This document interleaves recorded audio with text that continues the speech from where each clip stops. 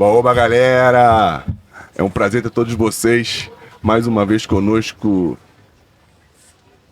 Onde, galera? Não tem fogueira, mas na beira da praia, aqui no Quiosque Bells. Agradecer também ao Quiosque Bells, essa rapaziada maneira que disponibilizou o espaço. Hoje teve churrasco. Churrasquinho aqui pra gente. Eu acho que eu não volto pro estúdio, não. Não, sol, praia, churrasco. E daqui a pouco vai rolar um shopping pra gente também.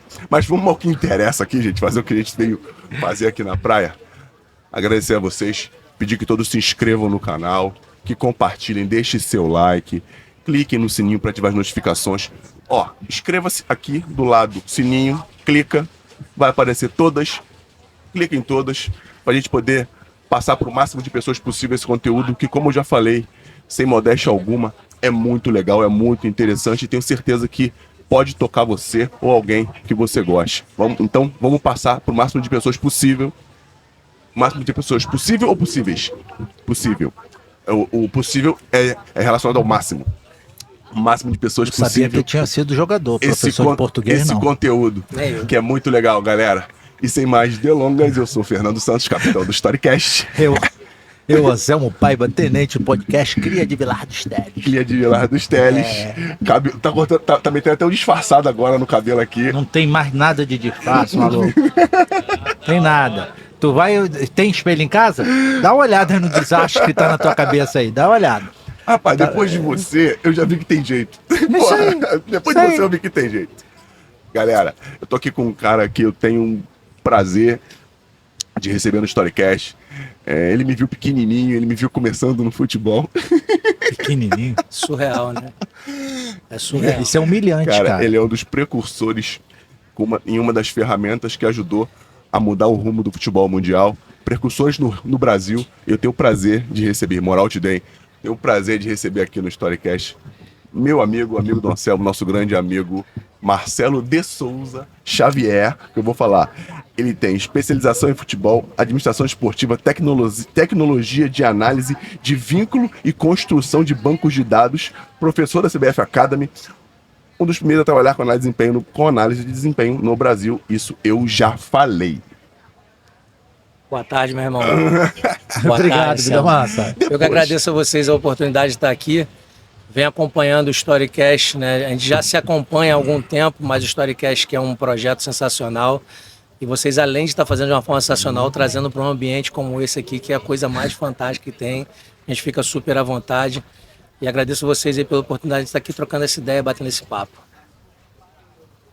No próximo episódio eu vou avisar ele que a gente vai ter um mergulho. Vai ter uma abertura com mergulho. Tem uma oportunidade, né? Oportunidade para um banho de mar. Isso aí, é isso aí. Vai ter que filmar o banho de mar. Do convidado. O filmar não mergulha, é saindo da água, porque saindo da água sempre dá balançando merda. o cabelo. Né? Saindo da água sempre dá Tá merda. tranquilo, eu vim até preparado para isso. Se for o caso, tô preparado.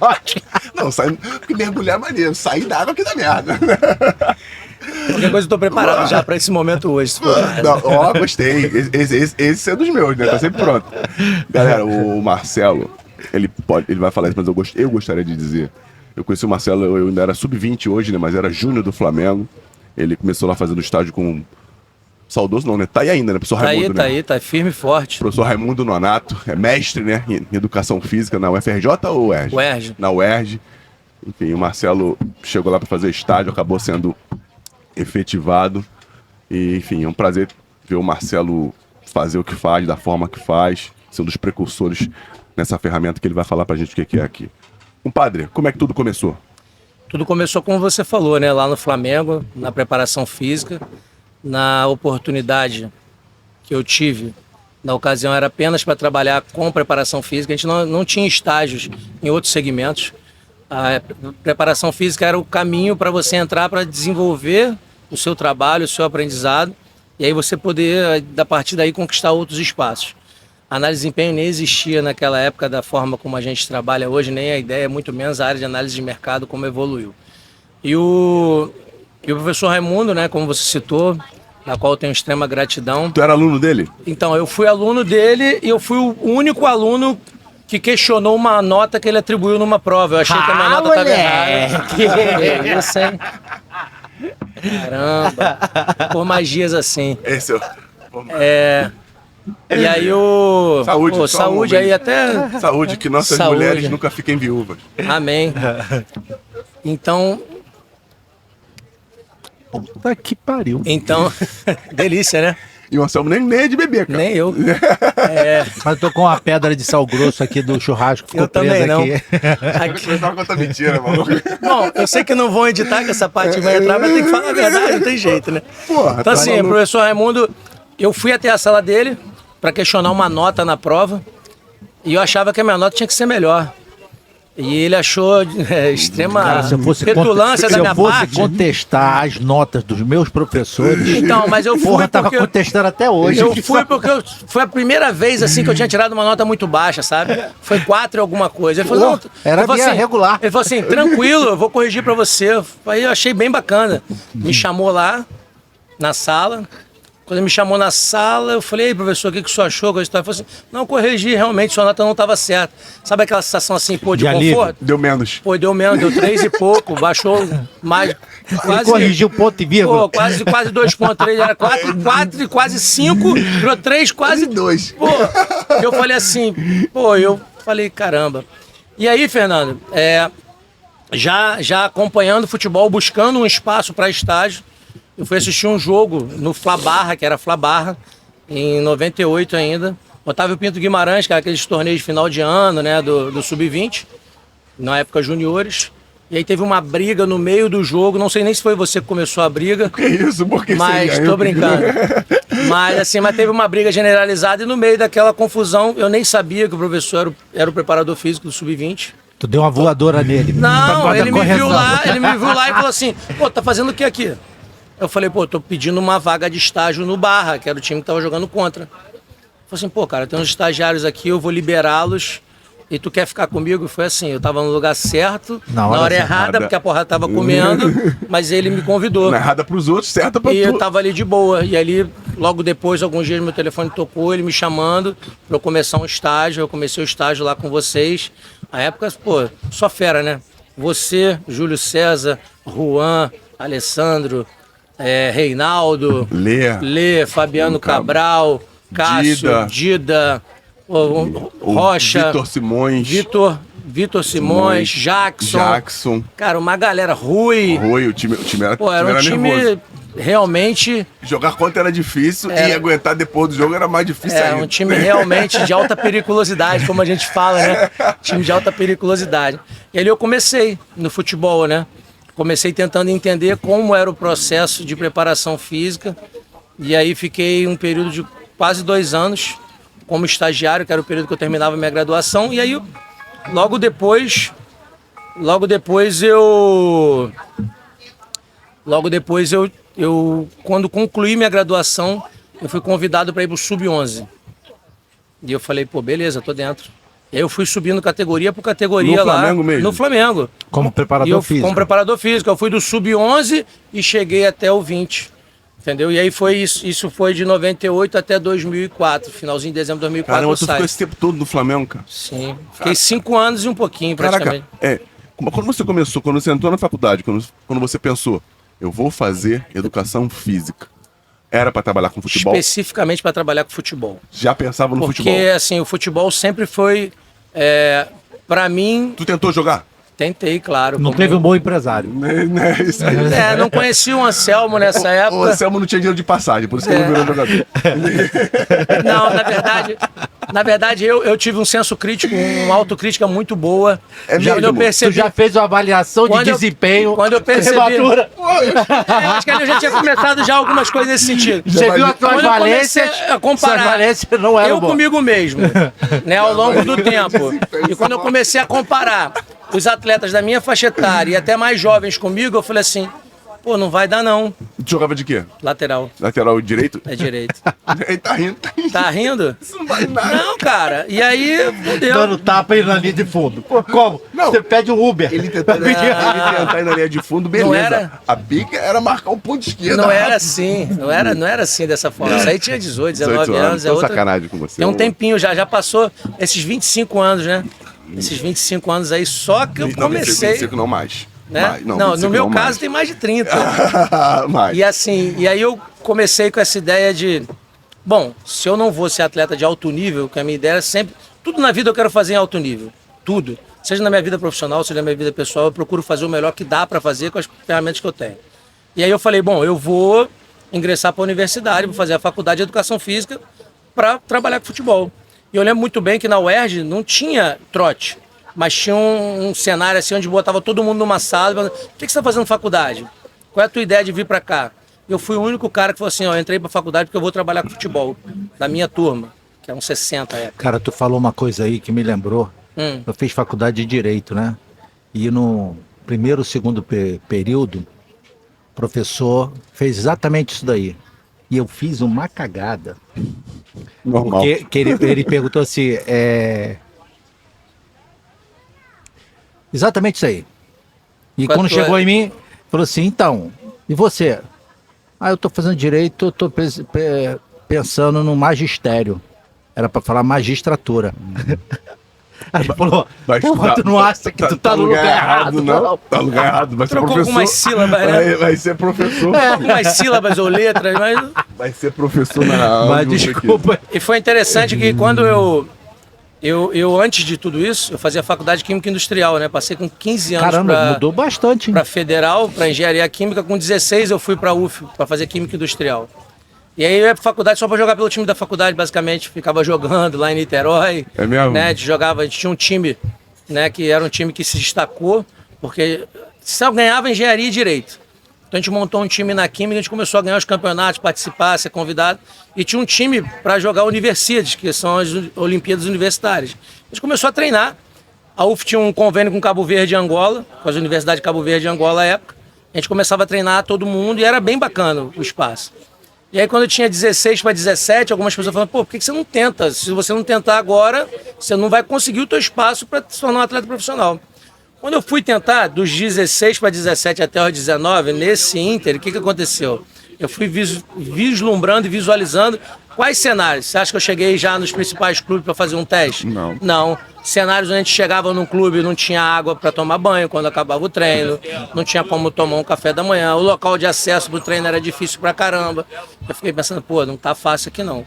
E aí, para resumir, quando eu chego num grande clube para fazer um teste, eu já tinha passado por 3 clubes de médio porte aqui no Rio. Quais? América, Portuguesa e Olaria. Olaria é da tua área ali, né, mano? Eu fui até Olaria.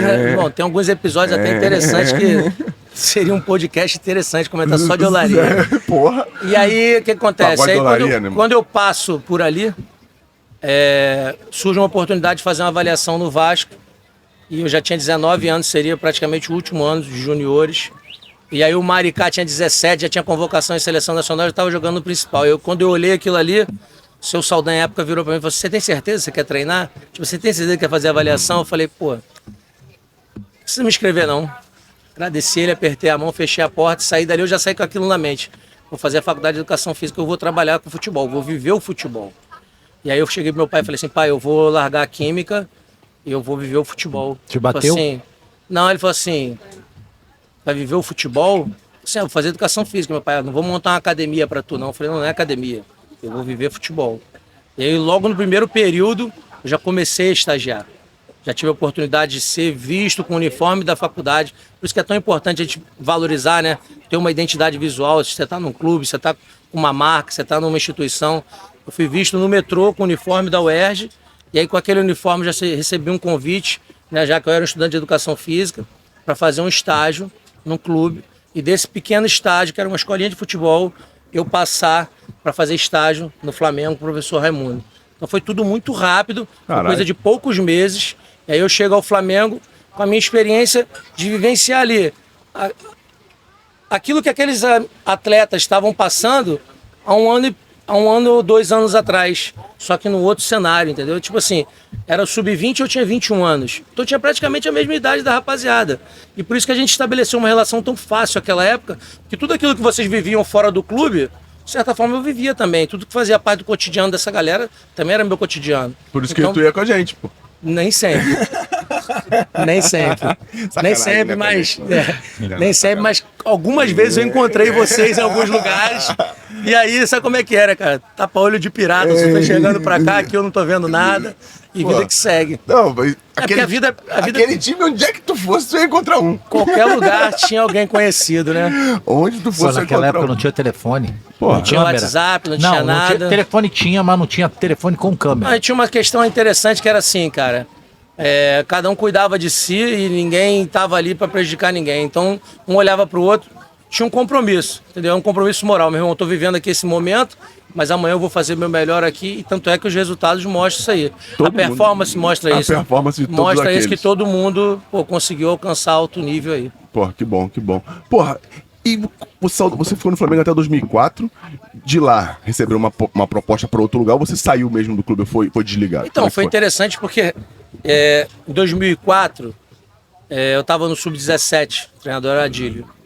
E aí a gente passa por uma experiência de que num ano inteiro a gente ficou invicto. A gente não perdeu nenhum jogo. A gente não ganhou todos, empatou alguns, mas não perdeu nenhum jogo. Então a gente ganhou o Carioca, ganhou um campeonato de nível brasileiro que foi lá no Paraná, que aconteceu. Copa Paraná existia ainda? Não sei se era Copa Paraná, eu não lembro o nome agora. Tem tanto tempo que eu não lembro o nome. Tudo e eu bem. até sou bom de memória. Mas a gente passou um ano invicto. E aí eu tô em casa, né? E aí toco o telefone, era o Adílio, falou assim, aí, tem uma reunião na Gávea agora. Eu falei, pô, beleza. Eu falei, Brau, ele falou, pô, cara, o negócio é o seguinte, vai ter uma reunião que a gente vai pro Sub-20. Eu falei, pô, show de bola, depois de um ano desse, passar pro Sub-20, já tinha se dedicado para a Seleção Brasileira Sub-17 como preparador físico, e para Sub-15 também, tinha uma situação assim rolando. Eu falei, pô, meu momento de eu começar a viver realmente, agora eu vou me tornar um profissional do futebol de verdade. Porque ali eu estava ainda aprendendo os processos. E aí quando eu chego na Gávea, na mesma reunião, eles optam por demitir um auxiliar técnico. E aí o Anderson Barros, que hoje é o CEO do Palmeiras, que foi o cara que mais me ajudou na vida, isso eu tenho o maior orgulho de falar. Vulgo pão de queijo. O que mais me ajudou na vida, sem dúvida alguma, mais me deu oportunidades e mais acreditou em tudo que eu construí. Virou para mim e falou assim, olha, eu não tenho nenhuma justificativa para te mandar embora, mas eu tenho que te demitir. Quer dizer, eu que tinha ido para a reunião para receber uma promoção, na mesma reunião, antes dos 45 do segundo tempo, eu já tinha caído. E aquilo ali foi marcante para mim, entendeu? E aí depois eu fui pro Projeto Sendas, né? Eu participei de um processo seletivo do Projeto Sendas, que virou o Audax. Caraca, tu também você viu no Sendas com aquele bando de gente que fez sucesso, cara. Barroca, todo mundo. Tive com aqueles caras todos lá no início, só que eu fiquei muito pouco tempo. O que acontece? Eu tinha contrato com um projeto social, e aí o Sendas não tinha a possibilidade de contratar com 2 registros CLT.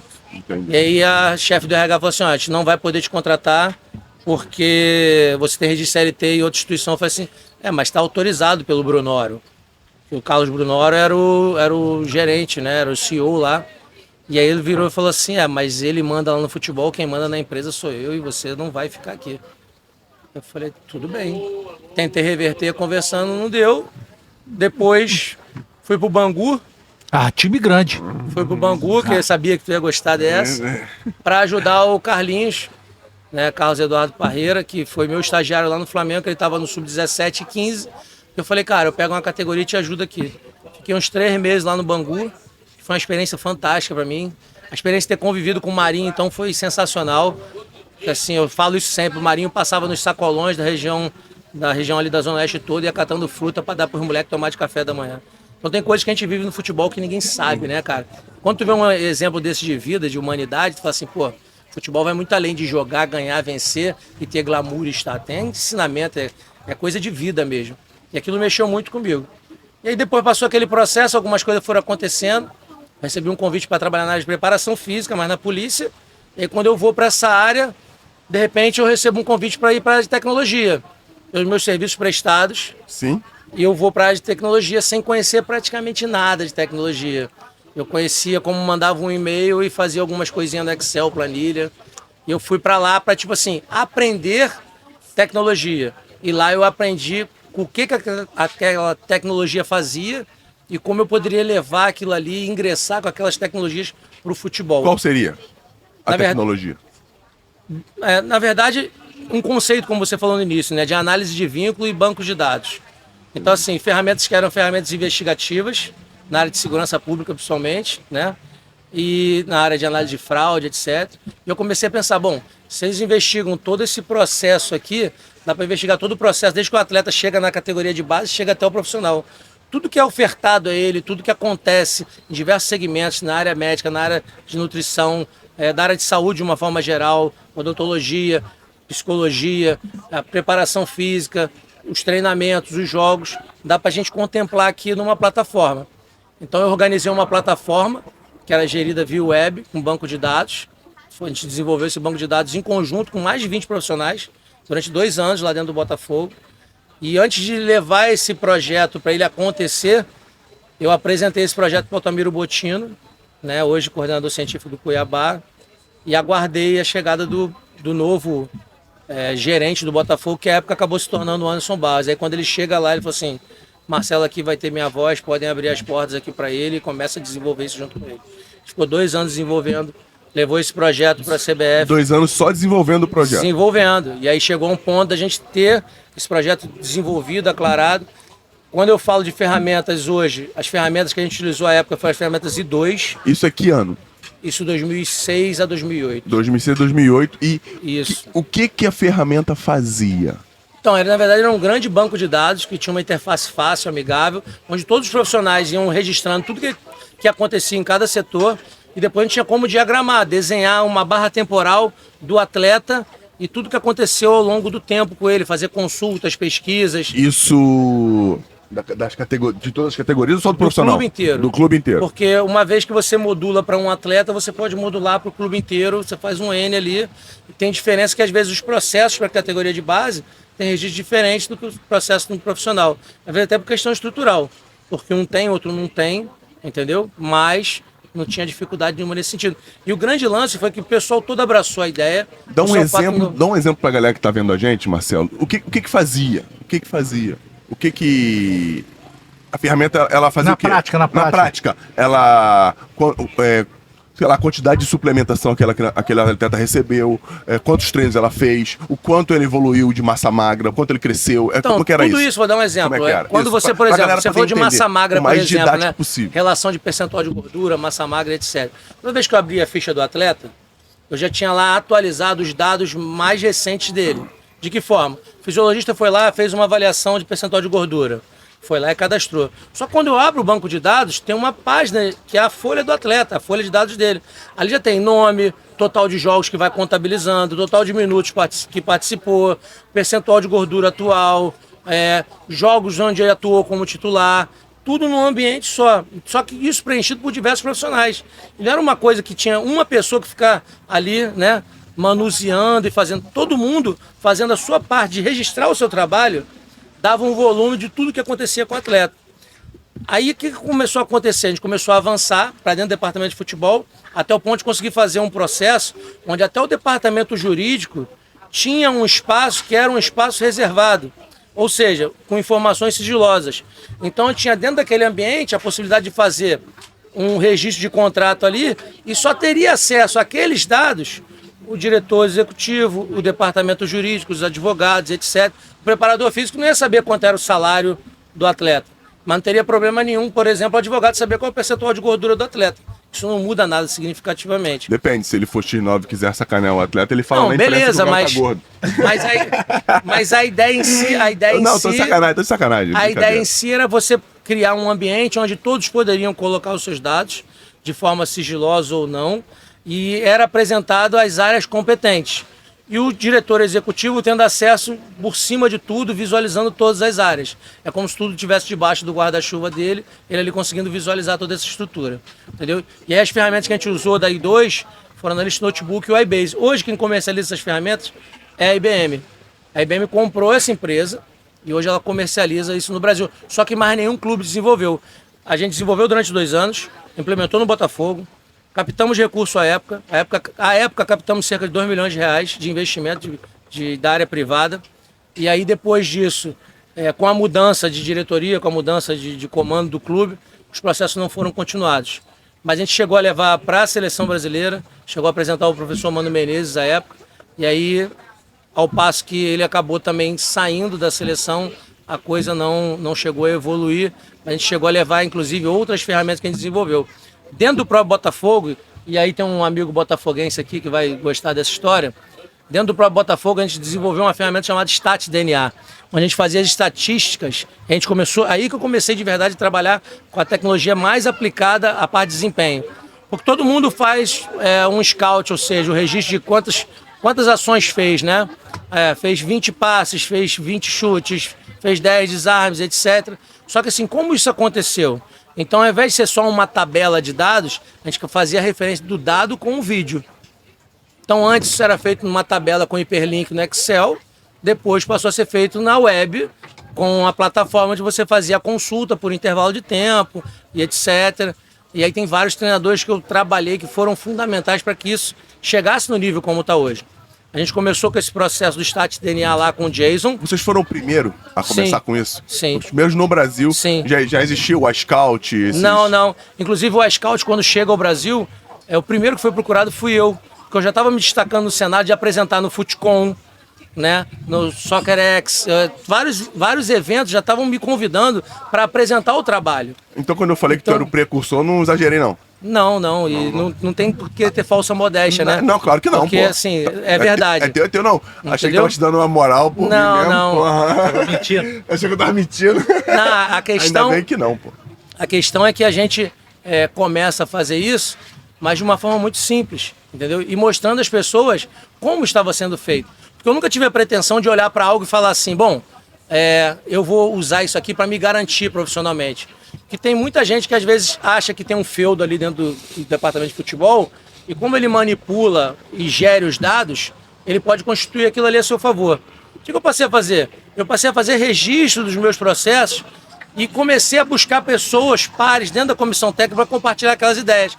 Eu lembro que o que me fez passar a dar aulas, o que me fez passar a ir para congressos, etc., foi montar uma apresentação de 4 slides, chamar 4 ou 5 membros da comissão técnica que falaram com os demais, me reuni numa sala lá em General Severiano, apresentar hoje as minhas ideias de trabalho são essas e hoje eu consigo desenvolver isso.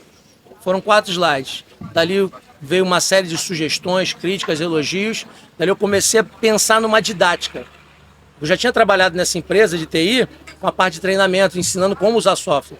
Falei, como é que eu uso uma didática para que essas pessoas se encantem com isso aqui, usem como ferramenta no dia a dia e passem a fazer com que o ambiente seja mais integrado. Que a questão da transdisciplinaridade seja realmente uma coisa leve e que as pessoas não se sintam presas, tipo assim, reféns de estar reportando e na verdade, olhando para aquilo falando assim, cara, isso aqui me preserva. Aqui eu estou registrando tudo que eu faço. Se eu estou fazendo de forma correta, isso aqui me preserva e eu deixo um legado para o clube. Eu não vou embora do clube por um motivo qualquer, seja por uma demissão, seja por outra oportunidade, e aí eu pego e falo assim, não, beleza, eu estou indo embora, isso não é mais problema meu, não, eu deixo ali um legado para o clube. E essa foi a ideia. Caraca, maneiro pra caramba. Beleza, você começou com isso tudo e os resultados? Quando é que você começou a ver os resultados dentro desse processo aí? Porque tu começou a analisar, tu começou a fazer as análises e começou a perceber um monte de falha, um monte de erro. Não só dentro do processo em si, mas dos próprios atletas. Às vezes um erro de movimentação, uma quantidade de finalizações de forma, como eu vou dizer, afobada, inoportuna. Muito obrigado. Enfim, quando você analisa de verdade com vídeo e com número, você mostra pro treinador que, olha aqui. E aí, vocês começaram a aperfeiçoar alguns jogadores? Fala um pouco disso. Porra, ajudamos esse jogador aqui, assim, ele evoluiu ali. É muito interessante você assim. falar isso, que o primeiro processo não foi diretamente com os jogadores. O primeiro processo foi de entendimento e convencimento dentro da comissão técnica. Em que sentido? Primeiro, não ferir suscetibilidade. Os auxiliares técnicos não entenderem que, à época, havia uma intenção, né, de se tornar ali um auxiliar técnico, um auxiliar de campo. Esse foi o primeiro ponto, né? Porque os treinadores, em geral, à época, tinham muito mais auxiliares escudeiros, né? Aquele cara que está sempre ali com o cara, é sempre aquele auxiliar. E aí, algumas vezes, causava, não sei se a palavra certa seria ciúme. Claro, é ciúme. Mas causava uma situação, tipo assim, tá trazendo tanta coisa aqui, tanta coisa que eu não estou fazendo, que aquilo ali despertava, em alguns momentos, até desconforto. Então, primeiro, mostrar assim, ó, isso aqui é pra gente, isso aqui é para um sucesso coletivo. E além de tudo isso... Mesmo assim não deu jeito, porque eu sei que conheço futebol. Mas antes de tudo isso, não era chegar e trazer nenhuma informação, trazer nenhum dado. Era ajudar o treinador a entender se aquilo que ele estava fazendo trazia realmente alguma consequência dentro do objetivo que ele estava propondo. Então, assim, ele tinha uma perspectiva dentro de um treinamento ou de um jogo e ele conseguiu realmente alcançar o objetivo. Está conseguindo fazer com que o atleta, como você colocou, consiga progredir, evoluir em aspectos físicos, né, de movimentação, em aspectos técnicos, em aspectos táticos principalmente. A gente já começava, como você falou lá atrás, a pensar na ideia de análise tática individual. Porque antes de uma tática coletiva, você tem uma tática individual. Então, toda vez que um defensor, por exemplo, tenta antecipar muito, quebra a linha, abre um espaço, gera chance para o adversário. Então, a gente começava a trabalhar isso aí e pensar, bom, como é que eu vou registrando isso? Primeiro você começa a observar um volume. Esse volume você vê nos jogos, você vai categorizando aquilo ali, você vê, tem números que apontam para isso aqui. Só que os números você tem que entender como eles estão acontecendo. E aí depois que você faz isso, você começa a entender o como, aí você tem que pensar, como agora eu transmito isso para a comissão? Como agora eu passo isso para o treinador? Ao ponto da gente chegar a criar um processo bem bacana, institucionalizar esses processos e começar a chegar para os atletas, sabe? Aí começando a chegar para os atletas primeiro através da figura do próprio treinador, a ponto de chegar em alguns momentos até da gente apresentar parte da preleção antes do jogo, apresentando situações do adversário, pontos fortes, pontos fracos, mas junto ali com o treinador. E quando a questão de melhorar um atleta, vou dar um exemplo nem de melhoria, mas... melhorar não, é ajudar. Então, ajudar, né? Eu falei errado. Porque assim, primeiro que todo atleta tem que ter um senso crítico, né? Tem que ter uma autoavaliação. E a gente tem que tomar muito cuidado, que abordar uma pessoa é diferente de abordar outra. Eu não posso abordar duas pessoas da mesma forma e ter o mesmo resultado, porque são pessoas diferentes. É, isso aí. Né? E atletas também têm várias circunstâncias que transcendem o muro do clube. Tem quem fala na cabeça dele depois do jogo, que às vezes é o empresário, que às vezes é o agente, né?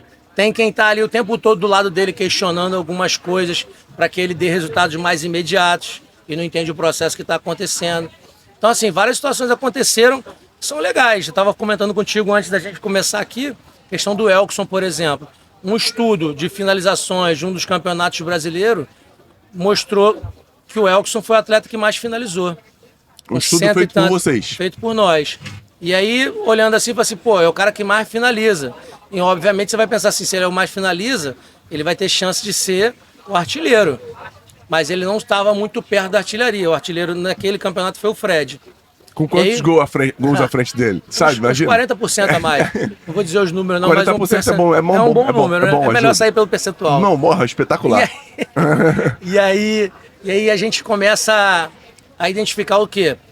Que a gestão de espaço e a gestão de esforço que ele faria mudando de função, saindo de um meia de ligação, de um meia atacante para a função de centroavante, daria ele condições de ter mais oportunidade de acelerar 1 contra 1 e definir melhor o jogo. Tava mais perto do gol, né? A própria análise de bolas paradas defensivas, onde ele marcava a zona, ele ficava muito distante do gol adversário. Então, às vezes, se a bola fosse em profundidade, ele teria que arrancar por 40, 60 metros.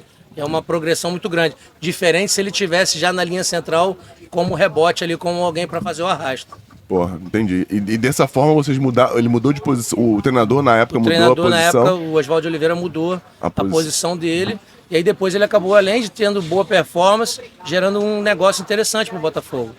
Ele foi pro Guangzhou, Evergrande. Isso. Time lá, campeão da... Não lembro se foi 63 milhões à época. Não, ele foi muito bem... um valor extraordinário. Que ele veio do Vitória, né? Que ele estava meio morto lá no Vitória, não teve tanto projeção lá, né? Aí ele veio pro Botafogo, assim, as pessoas não deram tanta importância. A questão da projeção, as pessoas normalmente não conseguem dar muita projeção a atletas jovens, né? Nem todo mundo consegue captar isso. Mas o que a gente tinha à época? Foi um outro estudo também interessante. A gente tinha um estudo de análise de finalizações. A gente via que só tinha finalização e gol. O botafoguense que tá gostando, né, mano? Só tinha finalização com gol em cobrança de falta. Não tinha chute de fora da área com a bola rolando e gol. Em anos para trás. E aí hoje o treinador do Sub-23, meu amigo Lúcio Flávio, era o cara que mais tinha feito gol recentemente cobrando falta. Né? Antes tinha o Juninho, o zagueiro, né? Tu pode citar Sandro, um monte de zagueiro, né? só com falta, mas com a bola rolando não tinha, certo? Então, mas aí não tinha com bola rolando. E qual era a ideia? Conseguir potencializar o time com alguém que tivesse capacidade de finalização de fora da área. Então, um dos fatores para trazer o Elkson à época era a sua capacidade de finalização de fora da área. Entendeu? O que foi que a gente também depois promovesse o Vitinho aqui principal. Entendi. E vocês já começaram a fazer esse trabalho na... Eu já vou me antecipar um pouquinho, que eu queria, mas Dani, já foi. Com relação ao mercado, vocês já começaram a ajudar o mercado? Você falou que ajudou a trazer o Elkson, então vocês já começaram a avaliar outros atletas para trazê-los para o clube, para suprir as deficiências do clube. Várias situações aconteceram. Como a gente começou a mapear ali a época do campeonato de 2010 e 11, com toda essa parte de estatística de jogos e a imagem, né? A gente começou a acompanhar a Série A e Série B. Então a gente tinha várias ações técnicas e táticas mapeadas e o link do vídeo. A ponto de chegar uma época, o Marcelo Teixeira, que hoje é gerente da base do Bahia, na época era gerente do Fluminense, me convidar para ir nas Laranjeiras, eu pedi autorização ao clube, fui até lá para mostrar para ele como o Wellington Nem estava jogando emprestado. Ele estava emprestado na época, acho que o Figueirense, Isso. como é que ele estava atuando ali como um extremo. E a gente apresentou diversas situações de vídeo, onde já tinha ali todas as situações de um contra um dele, situação de cruzamento, etc. E foi dali, daquela reunião de 20 minutos, mostrando aqueles lances ali, que eu falei assim, pô, vamos ter mais atenção com isso aqui, e o Fluminense repatriou o Wellington Nem. Então, assim, isso é uma coisa bacana que atendeu até fora do próprio clube. E acho que muita gente não sabe que você participou disso aí, né? Não deve ter nem ideia.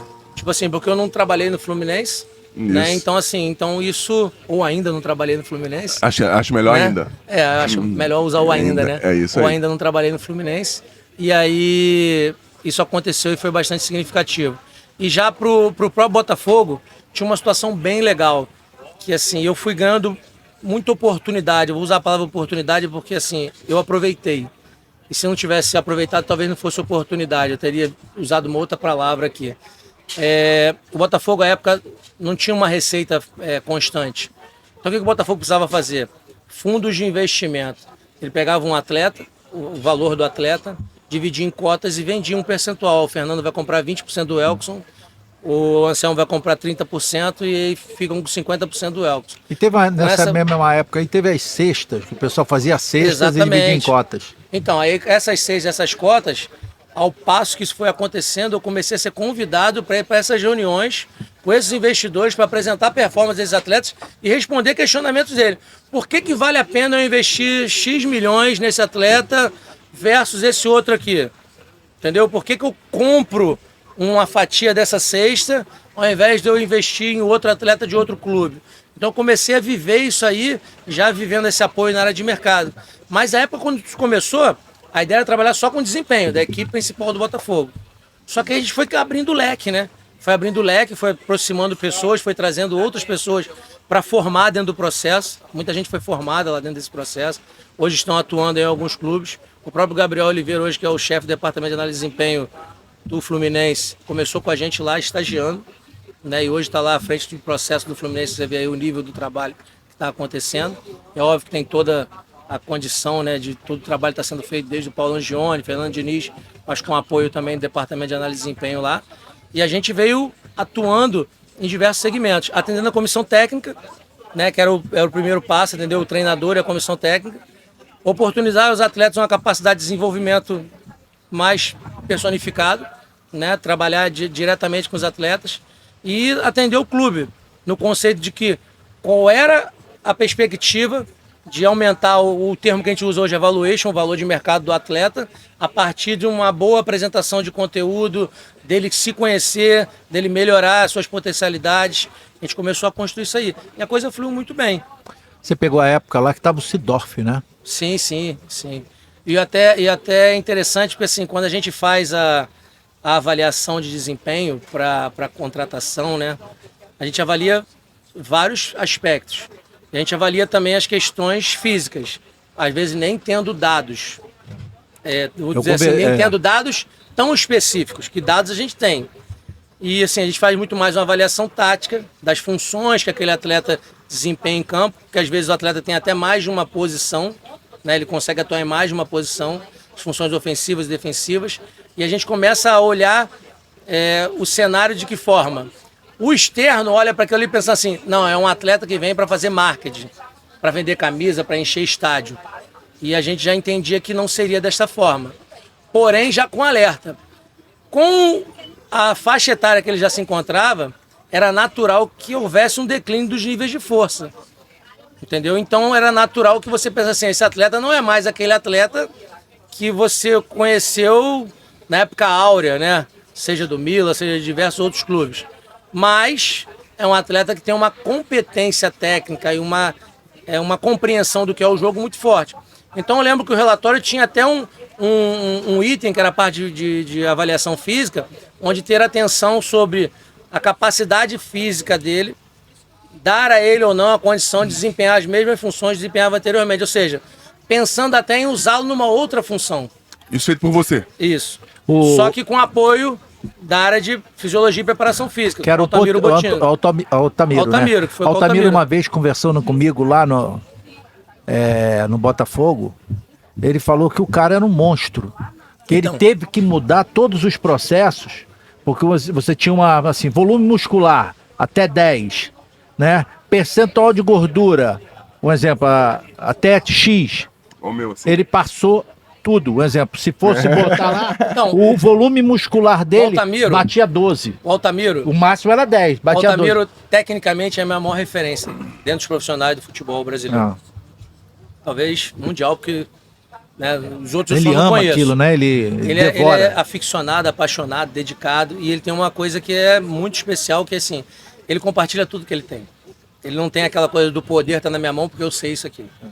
E assim, o que aconteceu de mais interessante é que nesses processos pioneiros, o Altamiro também foi o primeiro cara que, além de trazer a termografia para o Brasil, foi o cara que trouxe a análise genética de atletas de futebol, análise com saliva.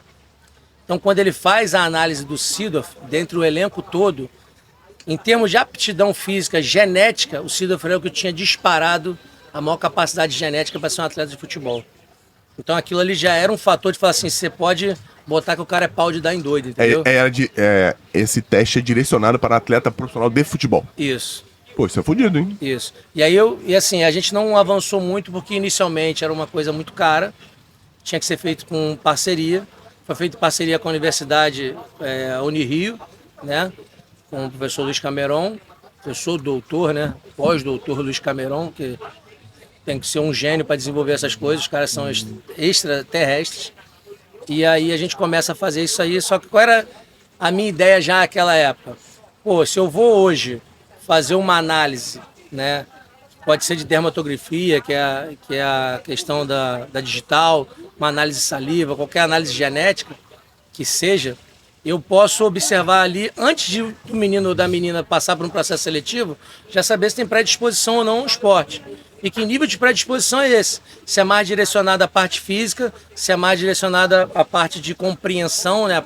Então tudo isso já tem estudos já bem elaborados para isso. Só que esses processos ainda não são aplicados. Como é que poderiam ser aplicados hoje? Eu acredito, por exemplo, que a CBF poderia aplicar todos esses processos em todos os atletas das séries A e B, das categorias de base, e ali poder entender de uma forma bem específica quem é um atleta de 15 anos que acelera mais rápido, quem é um atleta de 17 que tem a melhor velocidade final nos 20, 30 metros lançados, quem é um atleta que tem maior capacidade de resistência para aquela posição, só que isso hoje ainda não acontece. Tudo acontece internamente dentro de cada clube, como eles podem fazer. Os atletas vão se destacando nas competições, vão sendo observados e aí vão sendo convocados. Entendeu? Mas acho que ainda dá pra gente fazer muito mais coisa. Com certeza dá pra fazer muito mais coisa. A gente já tem ferramenta pra caramba aí no mercado.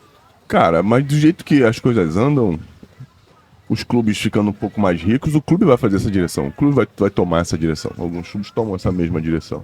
Perfeito, só que só os mais ricos. Aí é que tá. E como é que o futebol... A gente não quer...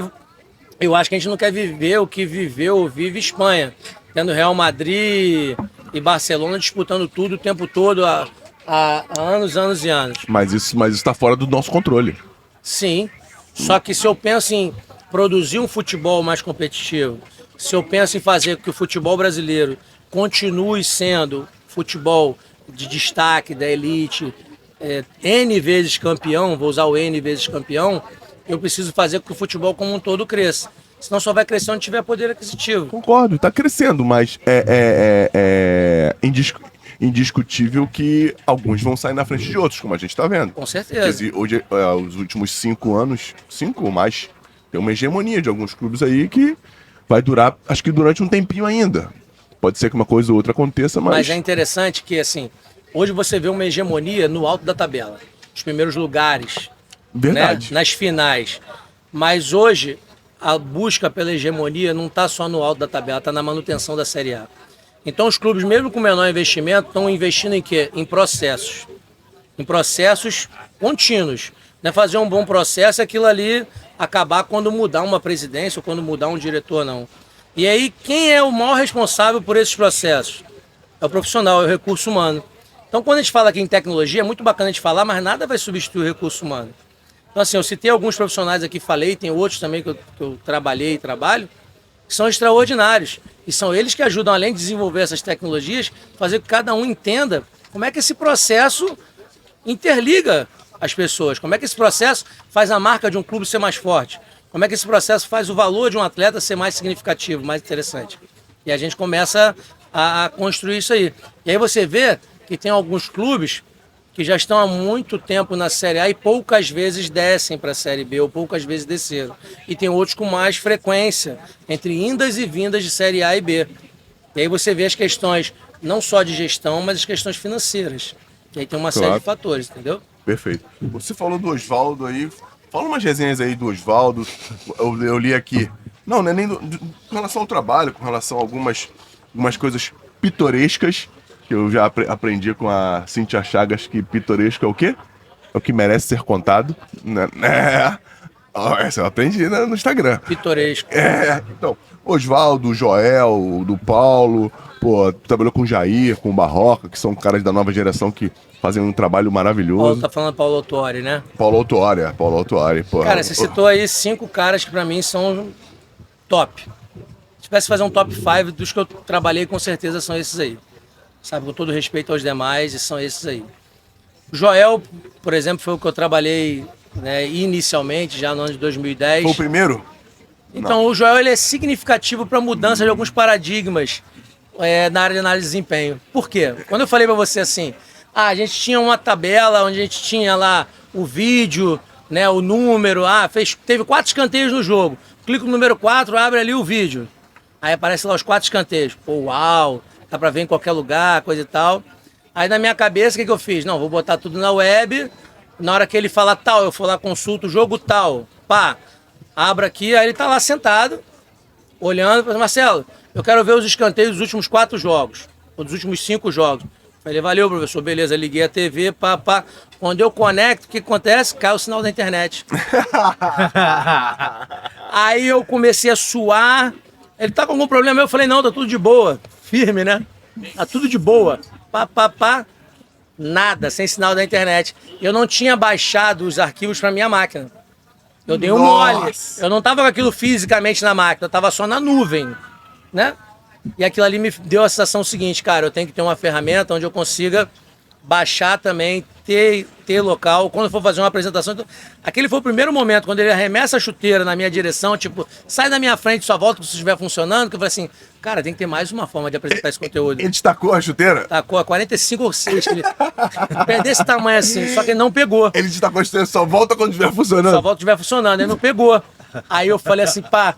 Aí eu saí da sala dele, lá em General. Quando eu chego na sala que eu ocupava, a internet voltou. Eu falei, volto lá porra nenhuma, não volto nada. Volto depois. Aí só falei assim, com o auxiliar, eu falei, avisa ele lá que já tá ok. Ele falou, quer ver nada agora não. Eu falei, tá tranquilo. Eu também não ia querer, não. Aí foi.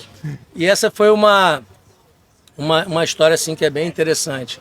Com o Oswaldo. Pô, bacana demais. Antes do Oswaldo chegar ao Brasil, já tinha enviado para ele no Japão todos os lances em ações ofensivas e defensivas, principais características dos jogadores que a gente tinha em todo o elenco do Botafogo. Caraca, então, ele já chegou sabendo de tudo. Então ele chega ao Botafogo e já começa a interagir muito mais, começa a dar apoio aos processos, começa a aproximar os jogadores e falar assim, ó, atenção nisso aqui.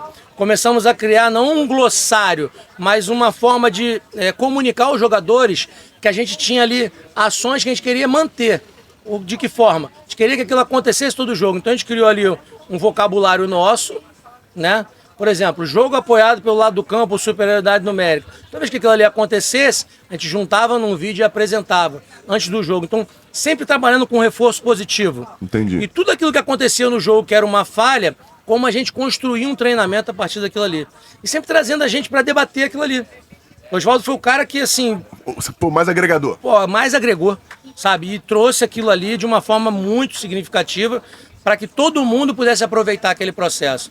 Com o Jair ingressou no Botafogo como auxiliar de preparação física, se eu não me engano, foi para a área de auxiliar técnico o Ney Franco, né? O Ney também foi um cara que me ajudou bastante nesse processo, foi muito importante também, depois eu posso falar disso também. E aí o Jair começou a viajar para ver os adversários, é tipo aquele observador de adversário em loco. Isso, ele falou pra gente E aqui. a gente começou a conversar, e a gente modulou um modelo de relatório. A gente criou junto um modelo de relatório.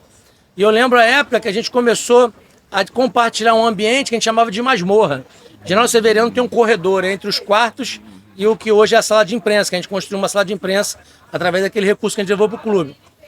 E ali naquele corredor a gente ficava ali num ambiente, eu, ele, um outro profissional, e a gente ficava ali trocando ideias sobre o processo. Então muita coisa a gente construiu junto. Muitas situações, às vezes até de uma situação de análise de treinamento, ele trazia, eu na época ficava do alto de General Severiano, ali naquele solzinho maneiro, capturando imagens do treino. Agora. É igual eu tô agora, maçarico pegando aqui. E aí a gente começou a construir isso aí. Pode tirar a camisa se quiser. Não, tá louco. Não, minha esposa é ciumenta. Isso não vale porra Tô brincando. Você é um pai. Mas aí, ela vai me matar quando ela vê isso. Mas aí o que acontece? A gente foi construindo vários processos juntos, sabe? Que maneiro. Com Barroca, a gente começou praticamente na mesma época, estagiando. Eu estagiando no Flamengo, ele estagiando pelo Madureira. E a gente se encontrava várias vezes nos jogos de base, ainda como estagiário. E assim, ele já estava começando a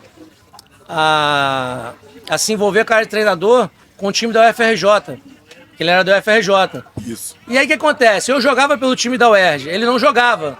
Mas a gente estava sempre se encontrando. Ou a gente se encontrava nos jogos da universidade, onde ele era o treinador do time, ou a gente se encontrava nos jogos, né, de base. A gente começou ali a estabelecer, né, uma amizade. Né? Hoje é um dos meus melhores amigos, um dos caras que me ajudou inclusive a retornar para o Botafogo.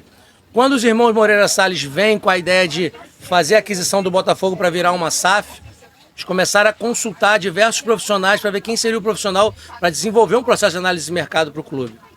Então, até por uma ajuda, por uma indicação do próprio Eduardo Barroca, eu retorno ao Botafogo para poder construir esse processo.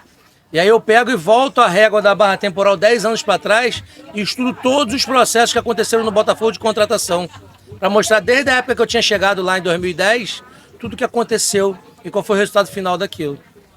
E aí aconteceu que houve uma mudança depois de presidência, né? Houve a chegada de um CEO que optou inclusive pelo meu desligamento. Não quis receber nenhum material que eu deixaria para ele e gostaria de apresentar como legado do estudo que eu fiz. Depois esse senhor acabou saindo do clube, né? Processando o clube, etc., de uma forma que eu não quero nem entender, nem me cabe aqui avaliar. E aí o clube agora está recomeçando esse processo com uma outra forma, com outros profissionais.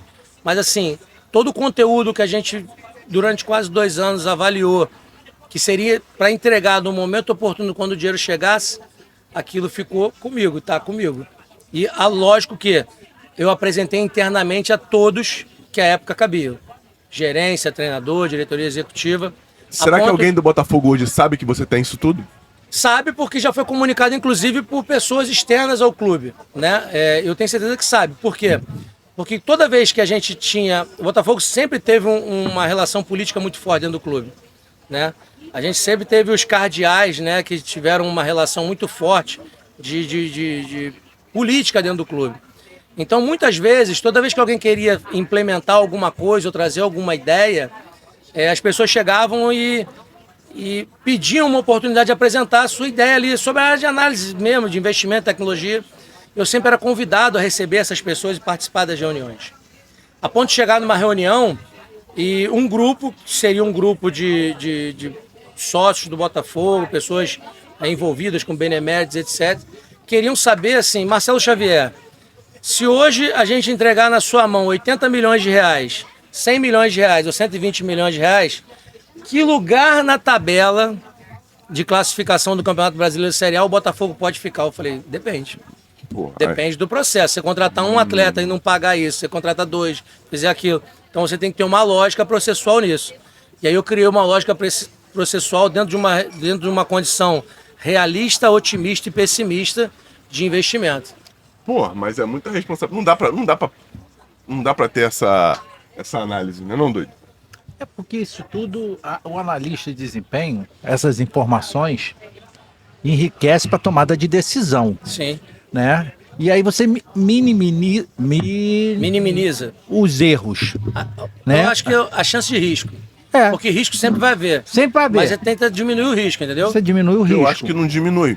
Mas Eu acho que você mostra o risco. Eu acho que você não diminui. O risco tem que ser Porque sempre compartilhado, Fernando. Fato, concordo. Pô, todo risco- mundo tem que compartilhar o risco. Não, isso aí. O erro não tá só no Concordo. treinador, o erro não tá só no analista, o erro não tá só no gerente. Fato. O erro é de todo mundo. E Eu- o certo é de todo mundo Eu também. só acho que você não diminui o risco em nada. Você pode deixar ele claro. Porque pior do que ter ele claro é você não saber o risco que corre. Perfeito. Ainda mais pra alguém que tá investindo alguma coisa, ele tem que chegar ali pronto pra saber. Eu tenho. Percentual também é ruim, mas eu tenho tantas chances de me ferrar aqui. Eu tenho Mas um risco moderado, É um eu tenho um investimento- risco elevado, eu tenho um risco baixo. É um investimento É. convexo. A gente pode criar 3 riscos. É o que os caras falam no mercado financeiro. Sabe disso também. Investimento convexo. É aquele que você sabe quanto você tem a perder, mas você não imagina o quanto pode ganhar. Entende? Perfeito. E o côncavo, que você sabe quanto você vai investir e sabe quanto vai perder. É mais ou menos isso. Por isso que no mercado financeiro a galera é louca pelo convexo. Porque eu vou botar 10 pau aqui na ação Xavier. Beleza, eu tenho a chance de perder 10 conto. Tô pronto pra perder 10 conto. Eu também não sei se eu posso ganhar 100, 1 milhão. Você vai com a tua mais segurança. Tu vai pronto, é isso que eu tô... Você vai com a tua mais segurança. Eu acho que é isso que você mostra pros caras. Assim, o mais significativo para mim não é trabalhar com esse tipo de informação. Aí eu consegui permear as outras áreas, falar com os profissionais de outras áreas de conhecimento e trazer deles informações que realmente potencializam aquilo ali que eu estou passando. Sabe, consultar, por exemplo, um profissional, seja do próprio clube ou de outro clube, sobre o estado real de saúde de um atleta, sobre a condição emocional de um atleta, sobre a condição de relação humana desse atleta. Né? Porque hoje a gente não olha mais acertou, errou um passe, acertou, errou um chute. Hoje a gente olha tomar a decisão. Tomou a decisão? Sim. Demorou quanto tempo para tomar? X. Fez a decisão certa? Aí beleza. Isso eu acho foda. Sabe por quê? Não, vou te contestar agora, por favor. Beleza. Tomar a decisão certa ou errada. Vamos lá. Eu tô com a bola aqui do lado direito. É o resultado final que vai dizer. É isso que eu tô te falando, Perfeito. porra. Eu pego a bola, o lateral passa, eu não dou pra ele, vou cruzar, cruzo errado, é gol. Tomei a decisão certa? Tomei, foi gol. Você teve sorte. Mas beleza. Mas entende Mas o que eu tô te falando? imagina. É Você, foda, você sai lá da zaga. Entrevista, você Você vai sai falar lá da que você zaga. viu aquilo. Foi eu proposital. fiz um chutamento. Mas aí, o que acontece? Assim, eu já ouvi falar que ele disse que foi de propósito. Fernando, tu zagueiro, arrasta lá da zaga. Aquela fiz passada isso, lá. Fiz isso muitas vezes. Muito. Você sabe disso, né, Aí cara? chega lá na frente, Faz merda. tem 3 defensores. E o Anselmo tá livre na área. Não Toca toca pra porrada. ele. Tu não toca, né? Não, pra ele Aí não. tu tomou a decisão certa no caso dele. Aí eu sabia que tu ia falar isso. Já deixei quicando pra ele dar essa agulhada. Mas aí. Me desgastei 70 metros pra dar bola pra ele. Então, Claro que não, porra. Mas aí é que tá, né? Essas decisões. Botaram a banheira esperando. Isso é livre de marcação. Impedido E o ainda. goleiro já saindo pra aproximar dele. Então, assim, tem situações que ficam muito evidentes. Sim, né? sim. Mas hoje a gente já tem vários testes de avaliação sobre tomar a decisão. Cara, isso Né? é A gente tem o fudido. Tactic Up, por exemplo, que apresenta 4 telas, foi desenvolvido na Universidade Federal de Viçosa, professor Jael Teodo, que apresenta 4 telas sobre o lance seguinte daquela ação. O lance para e o que vai acontecer agora? O que você faria agora? Você iria com a bola para frente, você voltaria com a bola para sair para o lado, para trás? Já tem isso acontecendo. Isso, mas fudeu, vou encher o saco. Bora, que isso é o que eu... Se o cara, essa visão da tela é com o campo aberto ou com o campo fechado Campo só aberto. em cima do cara? Com o campo aberto? Campo aberto. Então, vai lá, continua. Beleza? Isso. Então, assim, e tem uma coisa. tomar a decisão ainda não está mensurado, como a gente estava colocando aqui, por exemplo, o Anselmo é atirador de elite, né? Então, assim, sniper. Anselmo é um sniper. Outro dia eu fui contestar no Instagram que ele fez merda, ele fez a coisa certa. Cuidado. É porque quando eu... O cara leigo acha que tá falando certo, mas tá errado. Rapaz, como é que joga o peito fora, maluco? Pô, cara, mas joga o peito fora, tu tá no Brasil, maluco. Guarda o peito. Eu falei pra ele que ele tem que treinar em situações reais, né? Ir lá pra São João, provocar um confronto. Mas a questão... São João é uma paz. Eu tô imaginando. Entendeu? Do lado de Nova York. Deve ser São João aí. Deve ser. E aí o que acontece? Eu falo pra ele assim, cara, pô, a questão do móvel, o alvo ser móvel, o alvo não atirar em você, como ele tava falando assim, mas aí tu coloca o atirador numa situação de estresse, desgaste físico, etc. É muito fácil você estar sentado na frente de uma tela, por exemplo, assim, qual decisão você tomaria? É isso que eu quero... Mas você não está no corpo daquele indivíduo e nem como você se preocupou com o campo visual exatamente que ele tem, para você conseguir enxergar ele a tomar a decisão. A movimentação que é oportuna. Mas tem situações comportamentais que mostram se o cara tem uma ação individualista ou não. Se ele está tomando uma decisão certa, mas acabou não fazendo o gesto técnico certo, porque ele está exaurido. Se ele está inseguro para fazer o passe. Perfeito. E aí, sou eu que vou ter essa competência? Não. Aí eu tenho que trazer o Paulo Ribeiro, por exemplo, que é um psicólogo do esporte. Já veio aqui também. Já veio aqui. Trazer o Paulo Ribeiro e falar assim, professor, dentro da situação aqui, isso. E confrontar com a situação do atleta.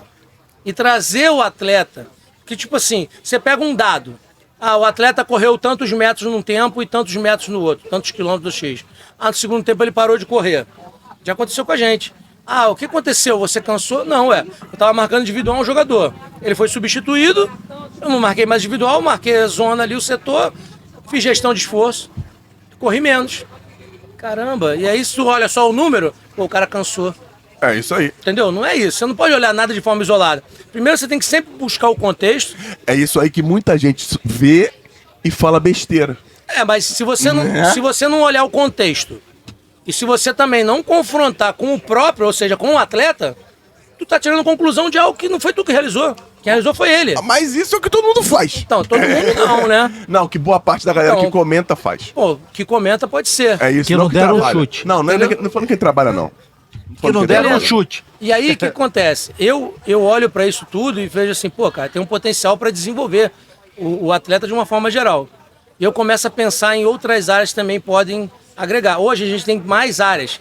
A gente começou com a análise de desempenho, avaliando a própria equipe e os adversários. A gente veio para análise de mercado, que é a área que eu atuo hoje, com análise de contratação de atletas, prospecção. A gente já tem a área de análise de dados, que é uma área que vem mais da área de inteligência artificial, construção de banco de dados, da área de BI, uma série de coisas que estão vindo... O que é BI? Business Intelligence. Inteligência de... Fala, galera, tem que entender, né? Business Intelligence. Agora, Vida Mansão, uma pergunta aqui. Inteligência de negócio, galera. Isso. Uma pergunta aqui. Você hoje tem aplicativos, o iScout, né? Que você quer saber uma informação de um atleta, seja onde ele esteja atuando, tem ali todas as informações dos últimos jogos, quantos passos certos. Isso tudo é feito de uma maneira que as pessoas, por exemplo, todo jogo tem alguém lá mapeando e fornecendo essa informação. É bem legal você falar isso. Ou já tem algum sistema que já tem, vai sair daqui a pouco, porque é sigilo. Eu sei quem são as pessoas envolvidas, mas eu não posso nem falar quem são as pessoas. E nem o processo, e as pessoas vão saber que é verdade. Já tem inteligência artificial prevendo com até 3 segundos antes qual vai ser a ação seguinte do atleta. Já tem isso e é real. E é certo? Acerta? Porque já aí a inteligência... confiabilidade de 96%, quase 97%. Caralho. É muito alto. E assim, é muito interessante porque a gente vai trocando com as pessoas e tem profissionais do meio que eles fazem questão de dividir o que eles estão fazendo. Assim, meu irmão, eu estou vivendo isso aqui. Eu estou experimentando isso aqui. Tu conhece isso aqui? Ao invés de falar assim, eu vou fazer isso aqui dar certo para eu me tornar o cara. Não. Tem um grupo de pessoas, de profissionais, eu falo pessoas porque todos somos pessoas. Claro. Que tem o prazer em fazer isso. E ao mesmo tempo tem um grupo de análise de desempenho que se considera os mitos da análise. Tem uns caras lá de trás que começaram a se juntar em grupinho e falar assim, não, eu sou o cara, eu só indico o Fernando, porque é meu amigo, eu só indico fulano. Mas quanta gente tem de altíssimo nível trabalhando aí? Eu já tenho mais de 500 alunos formados e caras que muitas vezes as pessoas me procuram e falam assim, irmão, me dá um analista aí. Eu falo assim, pô, pode levar isso aqui. Qual clube ele trabalhou? Eu falei assim, pô, ele não trabalhou, mas ele domina isso, ele faz isso. Porque hoje você quer investir, você pode fazer, vai atender todas as expectativas. Há um tempo atrás, eu comecei a pesquisar nas redes sociais profissionais que estavam fazendo algum trabalho de destaque. E aí tem o Tomás, né? Ele teve até comentando pela Globo agora, a Copa do Mundo.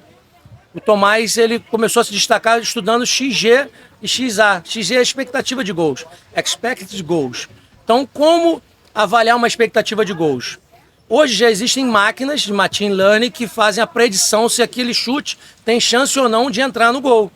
Como é levado em consideração? Em que momento? Por quê? Porque ele leva em consideração onde está a bola, onde está o gol, o ângulo que aquela finalização foi feita, quantos oponentes tem à frente, a distância. Então tudo isso, já milhares e milhares de finalizações já contabilizadas, já mostra que existe ali um índice de chance de gol.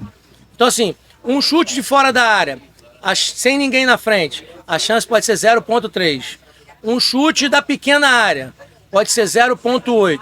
Então se eu tiver um chute da pequena área, eu vou ter muito mais chance de fazer o gol. Agora, se eu der 3 chutes da pequena área, eu tenho 2,4. Então eu tenho chance de pelo menos ter feito 2 gols. Vou fazer? Claro que não. Não depende só disso. Mas você cria uma expectativa em função de um número. E aí o que eles estão estudando? Como as equipes e como os atletas estão produzindo essas chances de gol. Uma coisa muito interessante, a gente apresentou para o grupo de instrutores da CBF, né, à época, e para o grupo da pós-graduação da UFRJ. A UFRJ tem um grupo de pós-graduação em futebol, especialização em futebol, na qual somos os professores. A gente apresentou para o grupo de professores e algumas pessoas afins ali dentro daquele grupo. E a gente trouxe ali, por exemplo, o Cano, por exemplo. O Cano é o cara que finaliza com um toque só. É um cara que poucas vezes ajeita a bola, conduz, dribla, mas ele já é extraordinariamente bom, né? A capacidade dele de eficácia é muito grande.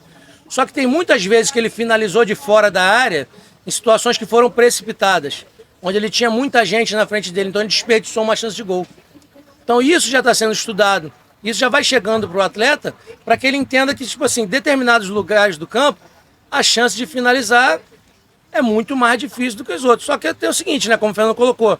Pô, quantas vezes você vai ter aquela chance ali? Qual o momento do jogo? Você está precisando fazer o gol? Você está perdendo o jogo? Alguém Como é que se você sente isso? É, isso aí. Tu tem a oportunidade de passar para alguém? Por isso que tem que ter mais de um olhar. Não é um analista, é uma equipe. Não é uma equipe de análise, é a comissão técnica. Porque tem o olhar do preparador físico, tem o olhar do fisiologista, tem o olhar do médico.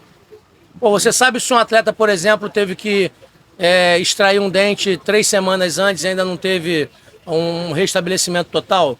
Você sabe se ele está com algum problema familiar, está separando da esposa, ou um filho nasceu e ele não dorme? Você sabe de uma série de coisas, você não sabe. Você julga o quê? O que ele faz dentro do campo. E aí, isso é análise de desempenho? Você está desempenhando que tipo de trabalho ali? Você está colhendo números? Você está colhendo o erro e o acerto? Não, você tem que entender a lógica, porque aquilo ali aconteceu. E aí quando você começa a viver isso aí de uma forma mais ampla, e principalmente quando você começa a trocar as suas ideias e ouvir as outras áreas, você não está construindo uma verdade, mas você está muito mais perto da realidade do que daquelas coisas que eu acho que... Da realidade de quem executa. Exatamente. E aí você leva para o jogador. Entendeu? E você, já se inscreveu? Que isso, ele tá muito profissional. Não, porque tem um montão de gente que fica assistindo o episódio e não tá inscrito. É verdade. Tem que tomar uma surra, né? Eu gosto de você assim. É verdade. Deixa o like, compartilha. Isso aí, gente. Ajuda a gente aqui, por favor. Pô. Nosso convidado tá derretendo aqui, já deve ter perdido do desempenho dele uns 3 quilos. Suando aqui, mas tá bom. A gente veio pra praia, pra uma parada maneiríssima. É só retribuir, a gente não quer nada. Só quer que se inscreva, compartilhe. E deixa, o pessoal deixa também like. que quiser me seguir nas redes sociais é Marcelo Xavier 1977. Isso E aí a gente Ansioso, compartilha. Né? Ansioso, né? Já soltei, aproveitei. Deixou na entrada da área, sem marcação, caixa. Gostei Não do vou meu. pipocar não, irmão. Mas você falou de todos os treinadores, menos um. Do Paulo Autuori. O Paulo Autuori extraordinariamente é um cara assim, unanimidade. Todos os profissionais que eu conheço já trabalharam com ele, falam a mesma coisa. E foi o Paulo que me motivou, quando ele chega ao Botafogo, me motivou porque assim, quando eu apresentei tudo isso a ele, ele falou assim, olha, eu vou ter autonomia disso, a gente vai fazer a área assim. Eu falei, professor, eu tenho algumas coisas que para mim são preponderantes. Por exemplo, não tem como eu fazer uma área de análise de mercado num clube com o departamento de captação, que é o departamento da base, de forma isolada. A gente tem que trabalhar de forma integrada. E eu fui passando para ele os estudos que tinham sido feitos, na época pelo Vitor Aurélio. Vitor Aurélio hoje é o coordenador de captação do Atlético Mineiro. Atlético Mineiro, falei com ele essa semana passada. E aí, até falei com ele esses dias também. E aí o que acontece? O Vitor fez um estudo, eu apresento isso às vezes em aulas, em cursos, até dentro da própria CBF Academy eu já apresentei esse estudo. Eu cito que foi ele que fez esse estudo. A gente pegou os atletas, eu peguei os atletas mais jovens, os 20 atletas mais jovens, Campeonato Brasileiro 2019, e o nível de valorização deles, a melhor marca da carreira é a marca atual. Eu Transfer Market, fui lá, olhei, beleza. E aí, para minha surpresa, daqueles 20 atletas mais jovens, se eu não tivesse conversado com o Vitor, eu não ia saber. 6 já tinham a oportunidade de ter jogado pelo Botafogo. 6. Matheus Fernandes, que estava no Botafogo, foi para o Palmeiras, depois Barcelona. Renier, Jonas Toró, Marrone. Caraca. Soteldo. Falta um, né? Não sei. Acho que falta um, não importa. Não importa. À época, aqueles jogadores somados davam um valor aproximado de possibilidade de negócio de 200 milhões de euros. Tá? 200 milhões de euros. E aí vamos supor que o Botafogo tivesse ficado com 5, que já tinha o Matheus, tivesse ficado com 5. 5 seriam 25%. Né? Seriam 50 milhões. Vamos supor que errasse, 4, 5. O Botafogo podia ter ali em caixa 40 milhões de euros em atletas. E aí você vai entender por que aqueles negócios não aconteceram. Alguns, porque o Botafogo, à época, não estava fazendo alojamento para atletas de base, não estava alojando. Outros, não estava fazendo investimento para comprar de um outro clube. Outros, o modelo de negócio percentual era só definido pelo Botafogo, tipo 70 para o Botafogo e 30 para o... Então, assim, várias formas de negociar que acabaram não retendo nenhum atleta. E muitas das situações eram condições mesmo estruturais de retenção, de alojamento, de pagamento de bolsa. Tá ouvindo, né, botafoguense? Que bom. Mas eu tô falando a verdade aqui, não tem por que vir para cá contar história, né? Então, assim, só o Paulinho Gogó que veio pra cá contar a história, né? Foi maneiríssimo também. Convido o pessoal para assistir novamente, que eu assisti 2 vezes. Ah, garoto! E aí, o que acontece? A gente fez aquele estudo ali e o Vitor me apresentou aqueles dados. Né? O Soteldo, à época, o valor de investimento era cerca de 1 milhão e o Botafogo não estava contratando à época. Então você vê assim, vários profissionais, vários atletas de alto nível já tinham sido mapeados pelo Botafogo. Já tinham sido mapeados pelo departamento de captação. Então, assim, não é só o departamento profissional que é a porta de entrada no clube. O chefe, o coordenador de scout da base, ele é um dos principais responsáveis pela boa relação de custo-benefício. E aí, como é que eu vou criar um departamento de mercado sem atrair, sem estar do lado, sem ter do lado o coordenador de captação? Entendeu? Então, tudo isso ele foi me dando autonomia de fazer. Tudo isso foi dando oportunidade de receber empresas, de receber pessoas, de aproximar outros profissionais. Então o Autório sempre fez isso, sempre participando de todas as situações. Fizemos um estudo, eu e ele diretamente, de um ano das contratações, o ano anterior de contratações, que houve cerca de 20 desligamentos, ou seja, o clube encerrou o contrato de quase 20 atletas no intervalo de um ano. Então o que aconteceu para aqueles atletas eles serem contratados? Quem contratou, como foi o negócio, como aquilo ali aconteceu de verdade. Isso é perigoso. Sim. E ao mesmo tempo não é, por quê? Porque a obrigação de quem está ali fazer esse tipo de análise. Entendeu? Inspirado, hein, garoto? Não, é a obrigação de fazer esse tipo de análise. Se você não entende o processo, como é que você vive aquilo ali? Claro. Entende? Então, por isso que quando eu cheguei, eu fiz um estudo de 10 anos para trás, ou seja, de quando eu passei aqui primeira vez, o que aconteceu de lá para cá? O que se manteve, o que evoluiu, o que melhorou, o que mudou e como aconteceu. E aí naquele intervalo de tempo mais próximo, caramba, esses atletas aqui chegou uma época da gente, fazer um mapeamento para contratar lateral, sendo que a gente tinha 4. Mas por que eu estou mapeando que eu tenho 4? Ah, porque esse aqui não serve, esse aqui está encerrando o contrato, esse aqui a gente não vai renovar. Tá, mas não serve por quê? Está encerrando o contrato por quê? Não vai renovar por quê? Chegou por quê? Por que o custo de valor de mercado desse é X e ele está assim? Por que a gente pergunta a você qual o perfil de atleta que você quer, Fernando? Você me traz um perfil. Aí eu trago para você 5 nomes, faço um ranking dos 5, os top 5 daquilo ali. Aí daqui a pouco chega uma situação para avaliar que não está nem dentro daqueles 5. E é uma situação de investimento diferente daquela faixa que você me deu. Então todo esse processo você precisa entender. E ele te deu essa... E ele me deu essa liberdade. condição, essa liberdade de ver tudo isso dessa forma também. Entendi. Então, ótimo, ótimo. Cara, me conta, eu quero ter 2 paradas aqui pra te falar, para te perguntar. Umas 3, mas é simples. Conta como é que foi o trabalho que vocês usaram ou que seria usado com o Jobson? Cara, com o Jobson tem 2 coisas bem legais. Tu falou do Jobson, eu lembrei do Jobson e do Herrera, que foi simultâneo, foi no mesmo momento. Quando a gente começou a fazer a análise de desempenho, a gente começou a fazer com papel e caneta. Como é que era? Desenhava um campo numa folha de papel, desenhava um quadrado, era um desarme, desenhava um triângulo, era um cruzamento, uma bolinha era finalização e X era falta. E aí começou a fazer aqueles desenhos todos, dava para ver onde aconteciam mais coisas. Mas dependendo do volume de coisas que acontece, que coisas eram essas? E a gente começou a ter mais cuidado ali para desenhar, dividir o campo em mais espaços. Por exemplo, teve 5 cruzamentos pelo lado direito e 2 pelo lado esquerdo. Quem está cruzando mais? O lateral direito. Não necessariamente. Porque o lateral esquerdo que cruzou as 2 bolas do lado esquerdo. E do lado direito, 4 bolas foram cruzadas pelo extremo, não foi pelo lateral. E outra bola foi por um meio. O lateral de cá nem cruzou. Nem saiu da linha, ficou lá embaixo. Então assim, como é que eu comecei a ver isso? Eu não conseguia ver isso olhando pro papel. Comecei a desenhar o número da camisa do cara dentro do símbolo. Entendi. E aí eu comecei a fazer isso e começou a facilitar a compreensão desse processo. E aí qual era a proposição inicial? Vamos desarmar no campo do adversário. Por quê? Desarmando no campo do adversário, eu tô perto do gol do adversário. Herrera, temos que desarmar mais perto do gol do adversário. Beleza, Herrera chegava lá e tum. Desarmava não, dava porrada, fazia falta. Amarelo, tomou 14 amarelo na temporada, ficou fora de 4 jogos. Se tomasse 15, ficava fora de 5.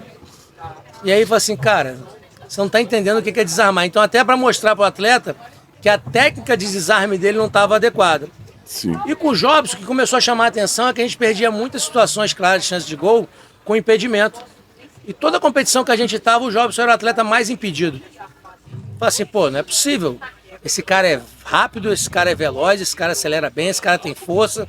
Por que esse cara fica impedido? É a primeira coisa que a pessoa pensa. O cognitivo dele é baixo, não consegue entender. Não era nada disso. Altamiro, na época, tinha avaliações de atletas de nível nacional sub-23, de altíssimo nível os atletas, e ele fisicamente era melhor que vários deles. Então não era questão física. E a gente sabia que se a gente desse a bola no pé para ele acelerar, ou se desse a bola lançada, nas 2 opções ele tirava a onda com o zagueiro. Isso. Ele partisse pra cima de tu, Fernando, ele ia te dobrar no meio.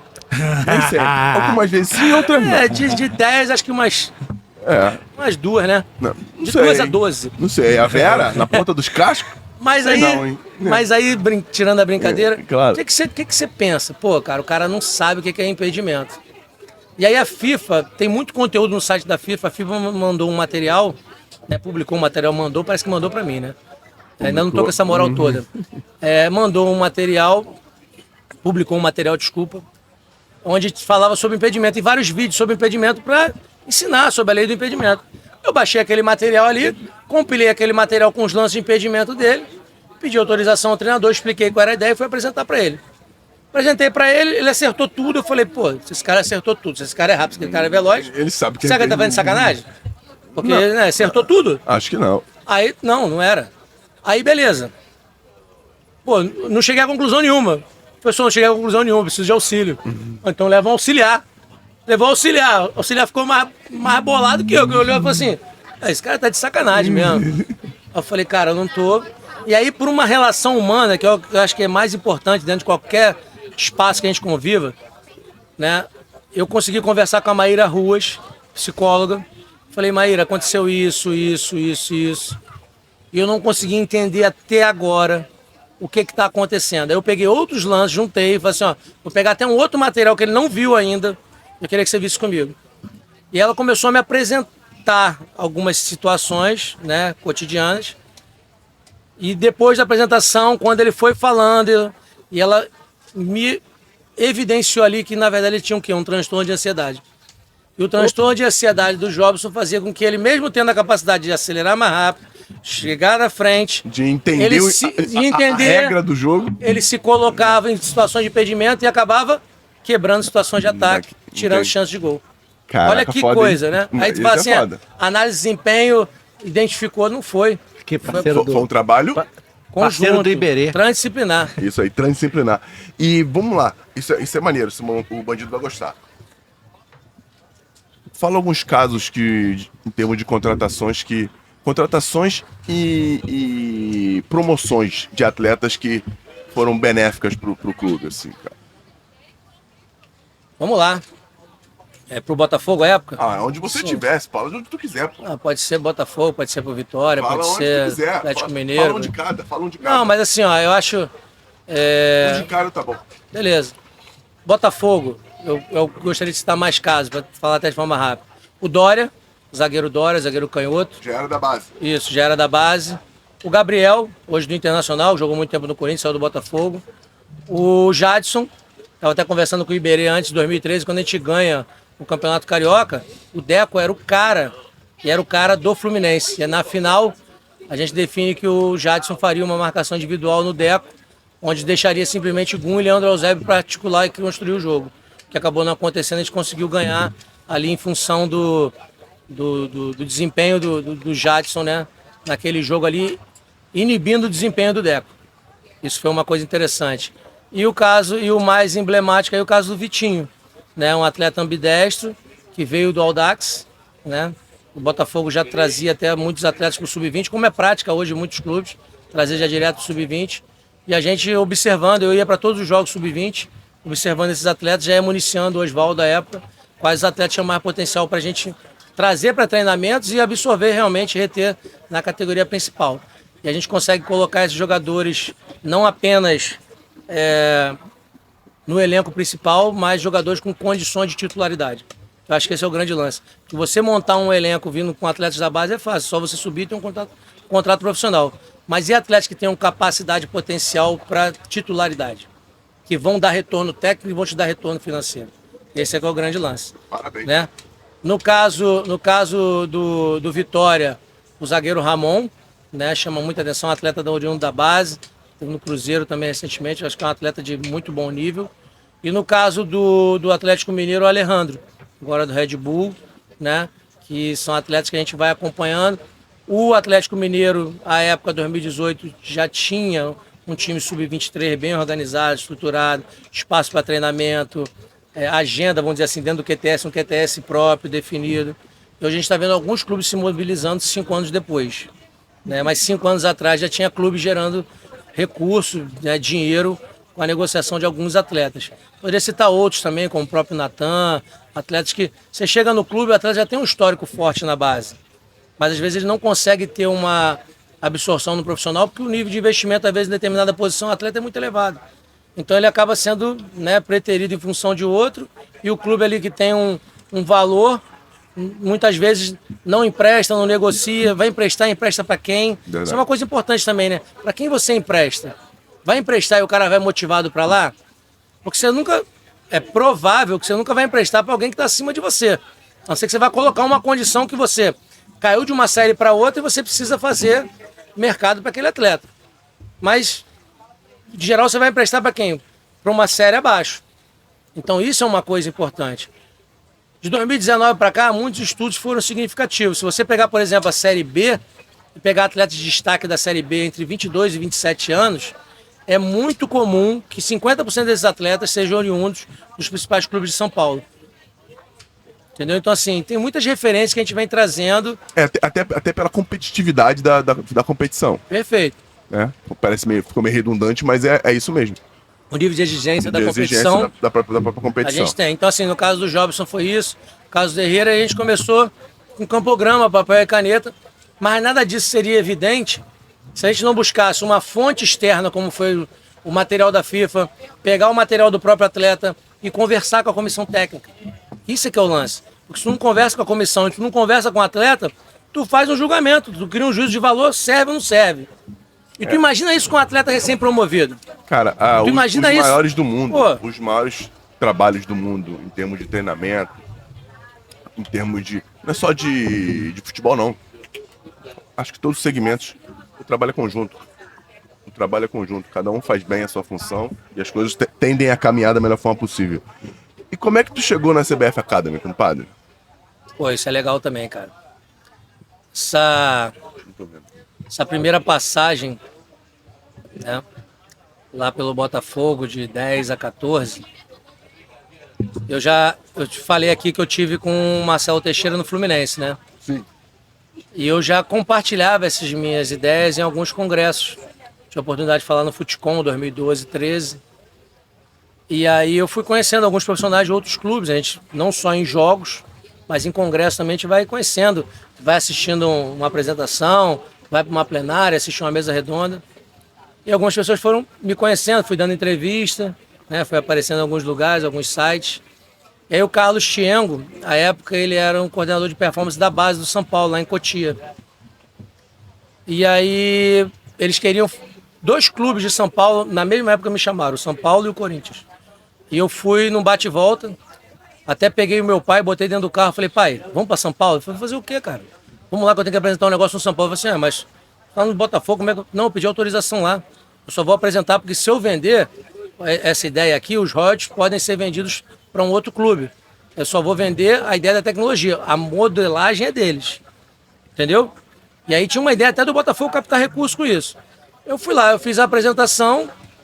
O São Paulo, para tu ver o nível de detalhamento, o nível de exigência, como você colocou aqui, você falou de parte de suplementação, o São Paulo, quando me convida para ir lá, me convida pedindo o seguinte, olha, a gente tem várias demandas, mas, por exemplo, a área da nutrição, eu quero saber qual o percentual de carboidrato que um atleta comeu, se está adequado, se ele tem que comer 3 colheres, se ele comeu 2, quanto de carne ele tem que comer. Caraca. Fala assim, ótimo. Só que aí você vai ter que ter alguém registrando isso ou alguma forma intuitiva do atleta registrar. Arroz, 1, 2, 3 colheres. Feijão, 1, 2, 2 conchas. Carne, 1, 2, 2 pedaços. Salada, sim, salada verde. E aí isso direto para um banco de dados. Hoje a gente tem muita ferramenta que é touch, já dava para fazer isso e alimentar direto. Nesse bate-papo que eu fui apresentando tudo aquilo ali, 2 coisas foram marcantes. A primeira, eu pegar o carro, botar meu pai dentro do carro e ir no dia seguinte para lá, tive autorização, falei, eu tô indo aí. O cara falou assim, pô, nunca vi disso. Não tô te mandando passagem aérea. Não tô te pagando nada para tu vir aqui. Tu tá vindo aqui me apresentar e ajudar por quê? Eu falei, eu tenho vontade que essas coisas aconteçam em outros lugares também. E aí quando eu saio de lá, à época o diretor da base era o René Simões, né? Ele levou o conhecimento dele também. Eles ficaram assim bastante encantados.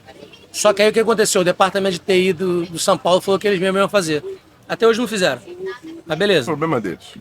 E aí, o que acontece? Não fizeram daquela forma, tá? Fizeram, tem alguns trabalhos.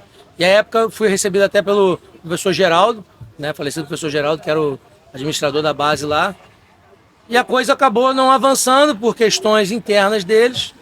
Eu falei, pô, beleza, eu fui lá, fiz o meu papel. Depois o Corinthians me convida para ir até lá, porque às vezes tinha um menino que participava 5, 6 vezes da peneira e não conseguia ter um controle. Então o menino passava 5, 6 avaliações no ano e já estava ocupando o espaço e outro estava sendo avaliado. E eu fui trazendo algumas ideias de tecnologia, ou ideias simples mesmo de controle. Eu falei, é sério que eu estou vindo aqui Para fazer isso? só para falar disso? Pô, legal, mas eu queria apresentar uma ideia. Eu comecei a fazer que o meu trabalho, as minhas ideias fossem ecoando. E aí passou. Já no ano seguinte, o Carlos Tiengo, já para a CBF Academy, já estava começando a construção dos cursos, etc. Me convida, junto com o ex-coordenador dos cursos, o Maurício Marques, e o professor Oswaldo Torres, a ir para a CBF Academy para dar aula numa licença A, para falar sobre análise de desempenho, para licença de treinadores nível A. E aí de 2016 para cá eu venho dando aulas lá, já dei aula para praticamente todos os treinadores da Série A, né? Série B também uma grande parte, na licença A, na licença Pro, Criei uma ementa de curso, apresentei ao professor Maurício Marques para análise de desempenho no futebol profissional. Essa ementa foi aprovada, sugeri os profissionais à época. Explica para todo mundo o que é uma ementa.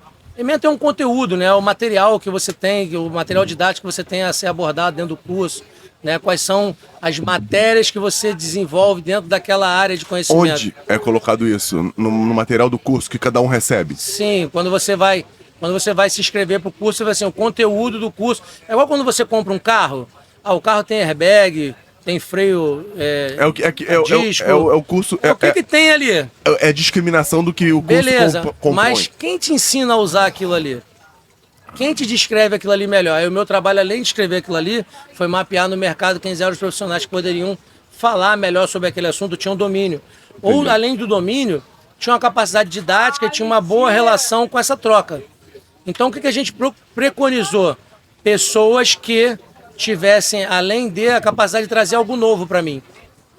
Sabe? Para mim não, para o conceito ali na época. Né? E a gente foi construindo isso aí.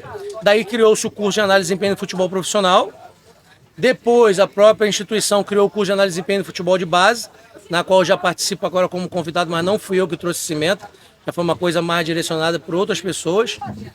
E algumas outras especializações, né? O melhor, curso de qualificação, não vou nem chamar de especialização, para a área de treinamento de goleiros. Eu já ministrei curso também para análise de desempenho focada para goleiros, né? E participando de algumas atividades até em coordenação de cursos. Pô, maneiro pra caramba.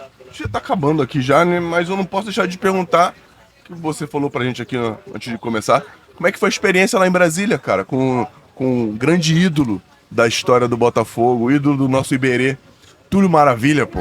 Conta aí pra gente. Legal, porque, assim, eu participei de uma empresa, né?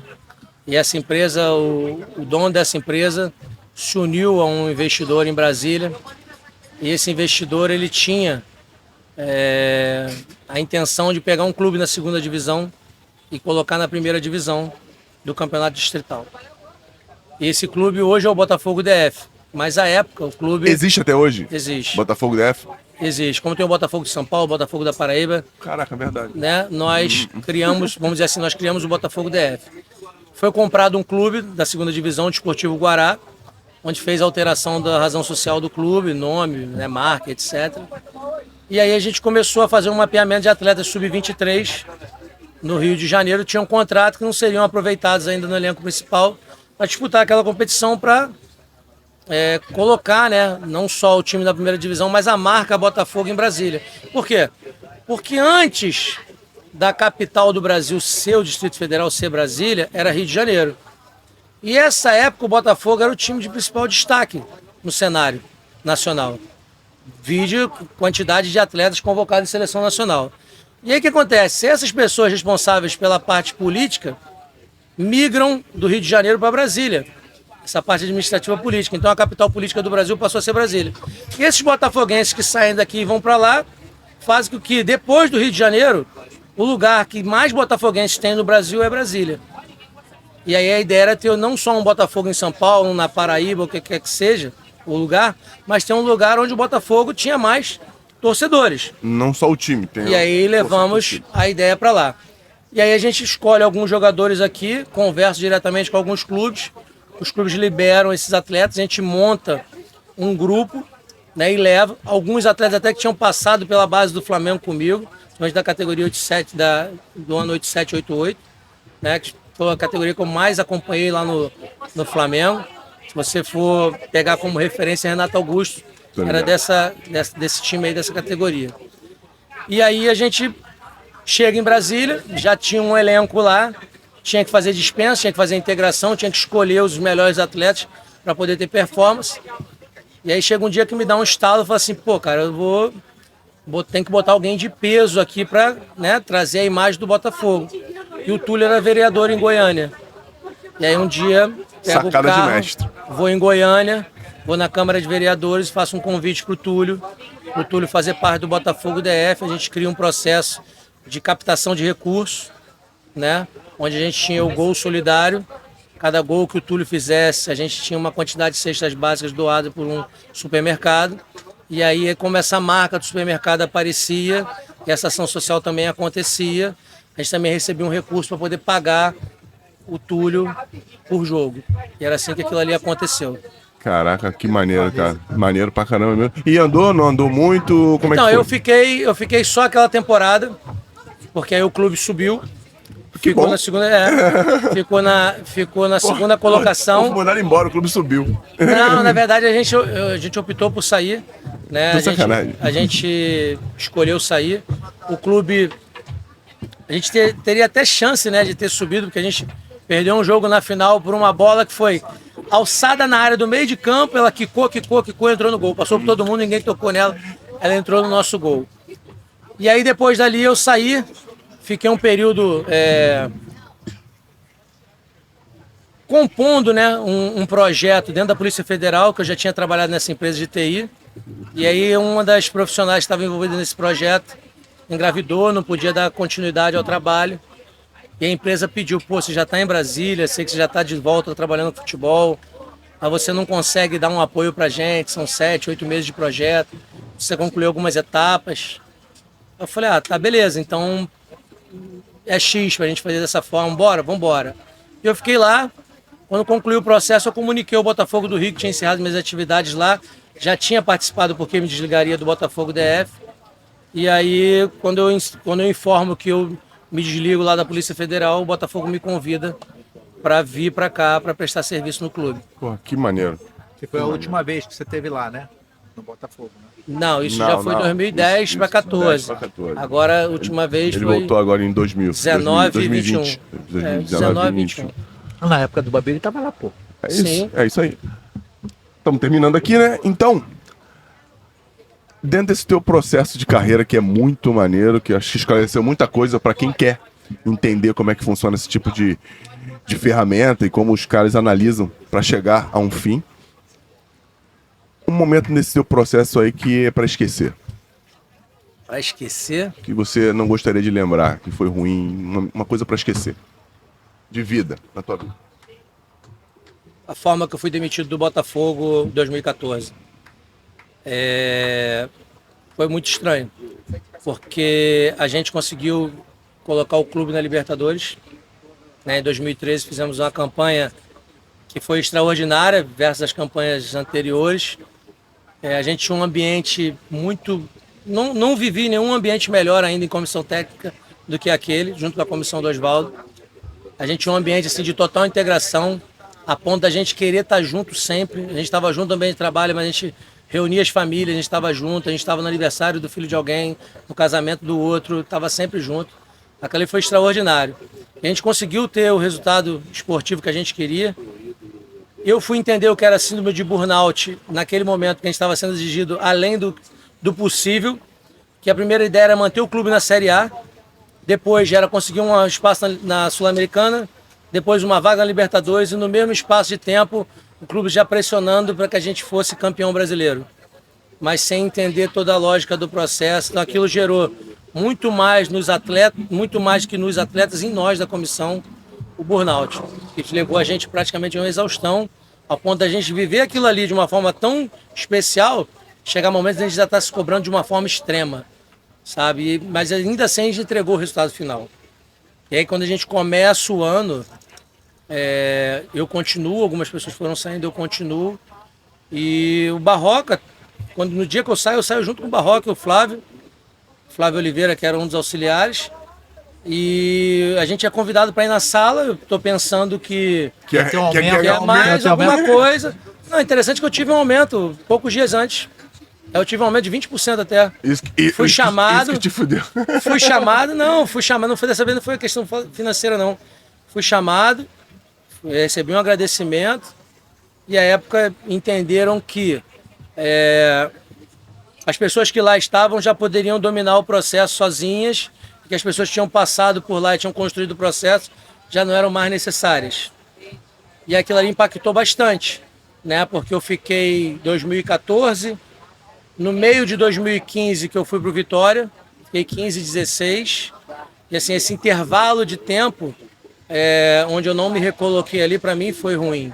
É muito ruim não estar trabalhando no dia a dia com aquilo que você mais gosta, ou fazendo aquilo que você mais gosta. Eu continuo trabalhando, Hoje eu não estou num clube, né? Mas eu continuo trabalhando. Desenvolvo minhas atividades profissionais dando aula, faço consultoria, eu apresento uma série de soluções, mas aquilo ali para mim foi muito marcante. E impactou muito aquele momento, porque assim, era um momento onde eu tinha falado no FUTCOM, que era o Fórum Internacional de Futebol, pessoas do mundo inteiro me procurando, empresas me procurando para chegar até o Brasil, coisa que está acontecendo hoje, continua acontecendo hoje. Então assim, não havia nenhuma justa causa para aquilo. E como eu já tinha tomado aquela da Senders lá atrás, que tinha me feito desistir do futebol, eu falei assim, pô, cara, eu acreditei de novo nisso aqui, voltei ao futebol pelo Botafogo, chego ao futebol profissional pelo Botafogo e saio depois de dar tudo certo. Qual o senso de justiça nisso? E comecei a me cobrar muitas questões de justiça. Eu falei, cara, não vou me prender nisso. Eu vou fazer que isso me impulsione para que eu faça melhor. Porque eu lembro muito bem que no ano de 2004, quando eu saí do Flamengo, eu estava na UFRJ, no campus da UFRJ, para assistir uma palestra de um curso. Tá? Hoje a gente está na 13ª turma do curso de especialização. Eu não lembro se era a primeira ou segunda turma desse curso, eu fui assistir uma palestra do Oswaldo de Oliveira. Eu nunca tinha visto ele na minha vida assim pessoalmente. Saltei do ônibus ali na entrada da Ilha do Fundão. Eu estava caminhando por um gramado assim, eu falei, hoje é 2004. Não lembro o dia. Daqui a 10 anos eu vou ser a maior referência em tecnologia do futebol. Eu vou estudar para isso, eu vou fazer isso. E a vida me conduziu para isso, mas porque eu determinei que ia acontecer aquilo ali comigo. Que bom. Como eu determinei já algumas coisas para minha vida, como eu tenho feito. Assim, hoje é óbvio que estar trabalhando num clube me ajuda muito mais a desenvolver esses processos. Porque esses processos bem desenvolvidos, eles dão resultado e esse resultado traz visibilidade. Entendeu? Mas eu tenho feito, né, esses trabalhos apresentando principalmente em congressos e nos cursos. Hoje já trabalho também com mentoria de alguns profissionais e esses profissionais também estão dando seguimento a abrir outros espaços. Maneiro. E um dia para lembrar? Um dia para lembrar? É. Tinha um dia para esquecer, você ficou triste, um dia para você lembrar que te deixou muito feliz. Vou dizer quando tudo começou. Quando o professor Raimundo me ligou e falou assim, pô, vem para cá que vai começar a estagiar comigo. Porque eu não tenho como esquecer esse dia, porque foi o dia, perfeito. Foi o primeiro dia, foi o primeiro passo, né? Então esse foi o mais bacana, porque de lá para cá aconteceu tanta coisa. Que assim, cara, tem que ter uma visão muito ampla de que viver tudo isso é importante. Porque Ótimo. Não é só o que foi ruim ou o que foi bom. Porque várias vezes, e eu continuo tendo a obrigação, não vou usar a palavra necessidade, mas a obrigação de me reinventar constantemente. Sabe, eu não consigo me acomodar, me adaptar. Tem até uma brincadeira e falar assim, pô, tô doido pra sair da minha zona de conforto. Eu nem sei o que é isso. Eu nem sei, hoje eu não sei o que é zona de conforto. Eu converso bastante isso com a minha mulher, sabe? O que é se colocar numa situação, enfrentar todas essas particularidades que a gente tem no mundo do futebol. E existe um ambiente assim de competição extrema. Os profissionais competem entre si na maioria das vezes. Muitas vezes um quer um lugar do outro. E assim, tem espaço para muita gente. A área de análise de desempenho e a área de análise de mercado são as áreas que mais têm crescido e vão crescer ainda. Eu acho que ainda chegou na metade do caminho disso tudo. Que bom. Sabe? E a gente tem muita coisa aí para construir ainda. Maneiro. Existe uma frase, Marcelo, que você colocaria numa camisa? Uma coisa que você acredite, uma coisa que impactasse as pessoas que você ama, as pessoas que te acompanham? Pô, existe uma frase, eu tenho até essa frase tatuada. Por onde for, quero ser seu par. Que isso? Beth Carvalho. Beth Carvalho. Beth Carvalho. Uma moral aí pra patroa. Tu sabia que a Beth Carvalho? Sabia? Ô, coisinha tão bonitinha do pai. Não é essa música não, mas também é Beth Carvalho. Mas é porque, na verdade, na verdade, a gente não constrói nada sozinho, né? A gente tem que escolher bem as pessoas que a gente vai construir qualquer coisa na vida. Perfeito, maravilhoso. Gostei muito. Gostei muito como é que eu vou dizer? Pela analogia, né, com um samba legal que a gente gosta. Eu sei que tu gosta de samba também. Também. Foi até... Isso aí, tipo, vou falar rapidinho aqui, porque a gente tá com tempo. Você foi sócio proprietário de um samba muito legal. Vicente Carvalho? Na verdade, não, Vista Alegre. Vista Alegre. Na verdade, o projeto... a gente fez um projeto de samba chamado Quintal da Flor. Hoje está parado, mas os músicos continuam em conjunto. Um grupo de amigos, inclusive um amigo que é o Igor Machado, que é dessa geração de zagueiros lá do Flamengo, 87. Ele me convidou para ir numa roda de samba que ele estava fazendo num grupo de família. E a gente falou assim um pro outro, cara, por que a gente não faz isso aqui, uma coisa pra gente reunir nossos amigos sempre uma vez por mês, a gente vê tão pouco. A gente começou a fazer uma vez por mês uma roda de samba, e aí começou a fazer um pequeno investimento, né, para poder fazer aquilo funcionar, convidar os músicos. A gente teve vários músicos ali de altíssimo nível participando, dando sua contribuição. Era um espaço muito familiar, onde para mim, a minha ideia principal era que a minha filha pudesse ter convívio com o pessoal da área de música, já que ela gostava muito de cantar. Hoje ela é lutadora de Muay Thai, mas ela gostava de cantar, né? Há anos atrás ela queria cantar, queria ir no programa do Raul Gil. E aí eu falei, aqui ela vai ter contato com gente que ensina um instrumento, que fala de melodia, etc. Um ambiente familiar, um ambiente que eu gosto, do tipo de música, e a gente começou a viver aquilo ali. E aí daí por que a coisa avançou? Porque aí, toda vez que aquilo dava algum retorno financeiro, ao invés de a gente botar no bolso, a gente fazia uma ação social. E aquilo foi muito forte, entendeu? A ponto de a gente pegar e fazer diversas ações sociais em ambientes diferentes, conviver com pessoas em situações totalmente diferentes, para a gente ter um nível de gratidão cada vez maior pelo que a gente vive hoje. Maravilhoso. Ainda bem que eu perguntei essa porra. Espetáculo. Ainda bem que eu perguntei isso, senão eu não ia saber dessa história. E eu confesso que eu furei todas as vezes na parada. Inclusive você foi convidado todas as vezes, mesmo furando todas as vezes. Eu furei, até porque você é meu amigo. Galera, Iberê, alguma pergunta do Botafogo? Patrick, você, bandido? Nada? Perguntei tudo. Tu já falou, mas repita. Como é que a galera que tá vendo a gente te encontra nas redes sociais? Marcelo Xavier 197. Não, 1977. 1977. Que foi o ano que eu nasci. Quando a gente trabalha com futebol, a gente sempre leva em consideração um ano, né? Você é quase da minha idade. Você é muito mais velho que eu. Muito mais não. Porque quando a gente começou Você é muito. a se conhecer, a geração era 77, 78, 89. E eu era 77, era. Não, essa matemática tá errada. 77, 78 e 89 não existe. 77, 78, 79. Então, eu sou 80. Eu já não tava aí. Você furou a Eu sou categoria. 83. Eu tava aí porque Você- eu tava aí porque eu Você- tava Eu sou 83. categoria. Atleta que, eu acompanho tua vida pra caramba. Atleta que, nível de seleção brasileira. Aí eu tava lá, né? mas você Tava lá, é já bem estava jogando na mais velho categoria que- acima. Você é bem mais velho. Um pouquinho mais experiente, né? Um pouquinho mais experiente de algumas coisas, mas de outras, sempre aprendendo. Sempre aprendendo. É isso aí. Né? E como é que te encontra, bandido? AnselmoPaiva.vm. Não é de Vila Mimosa. Bora, é de Iberê, Vida faz teu Massa. comercial, maluco. @Carlos Iberê. Um dos maiores malandros da Ilha do Governador. Meia, ó. Quem mora no Meia não bobeia. Bora, Patrick, faz teu comercial, Patrick. @Patrick Liberato Show de bola. ou conteúdo visual. Fernandão. Pra me encontrar é Fernando.04 Santos no Instagram. Storycast é Storycast com STORICAST. Storycast com I. Tá no Instagram, no TikTok, no Quai. Onde mais? Porra, no YouTube, pelo amor de Deus. Canal lá de que corte, paga as contas. Canal de corte.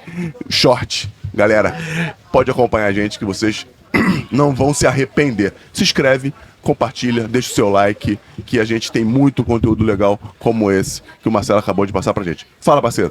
Fernandão, Anselmo, obrigado. O Storycast é mais que um podcast. Porque assim, a gente que É acompanha... porque também é um programa para perda de peso. Também. Mas a gente, assim, não só pelo ambiente que hoje a gente está gravando aqui, mas assim, pra gente ver as pessoas que estão sendo convidadas, o nível, a alegria que vocês têm de fazer isso aqui.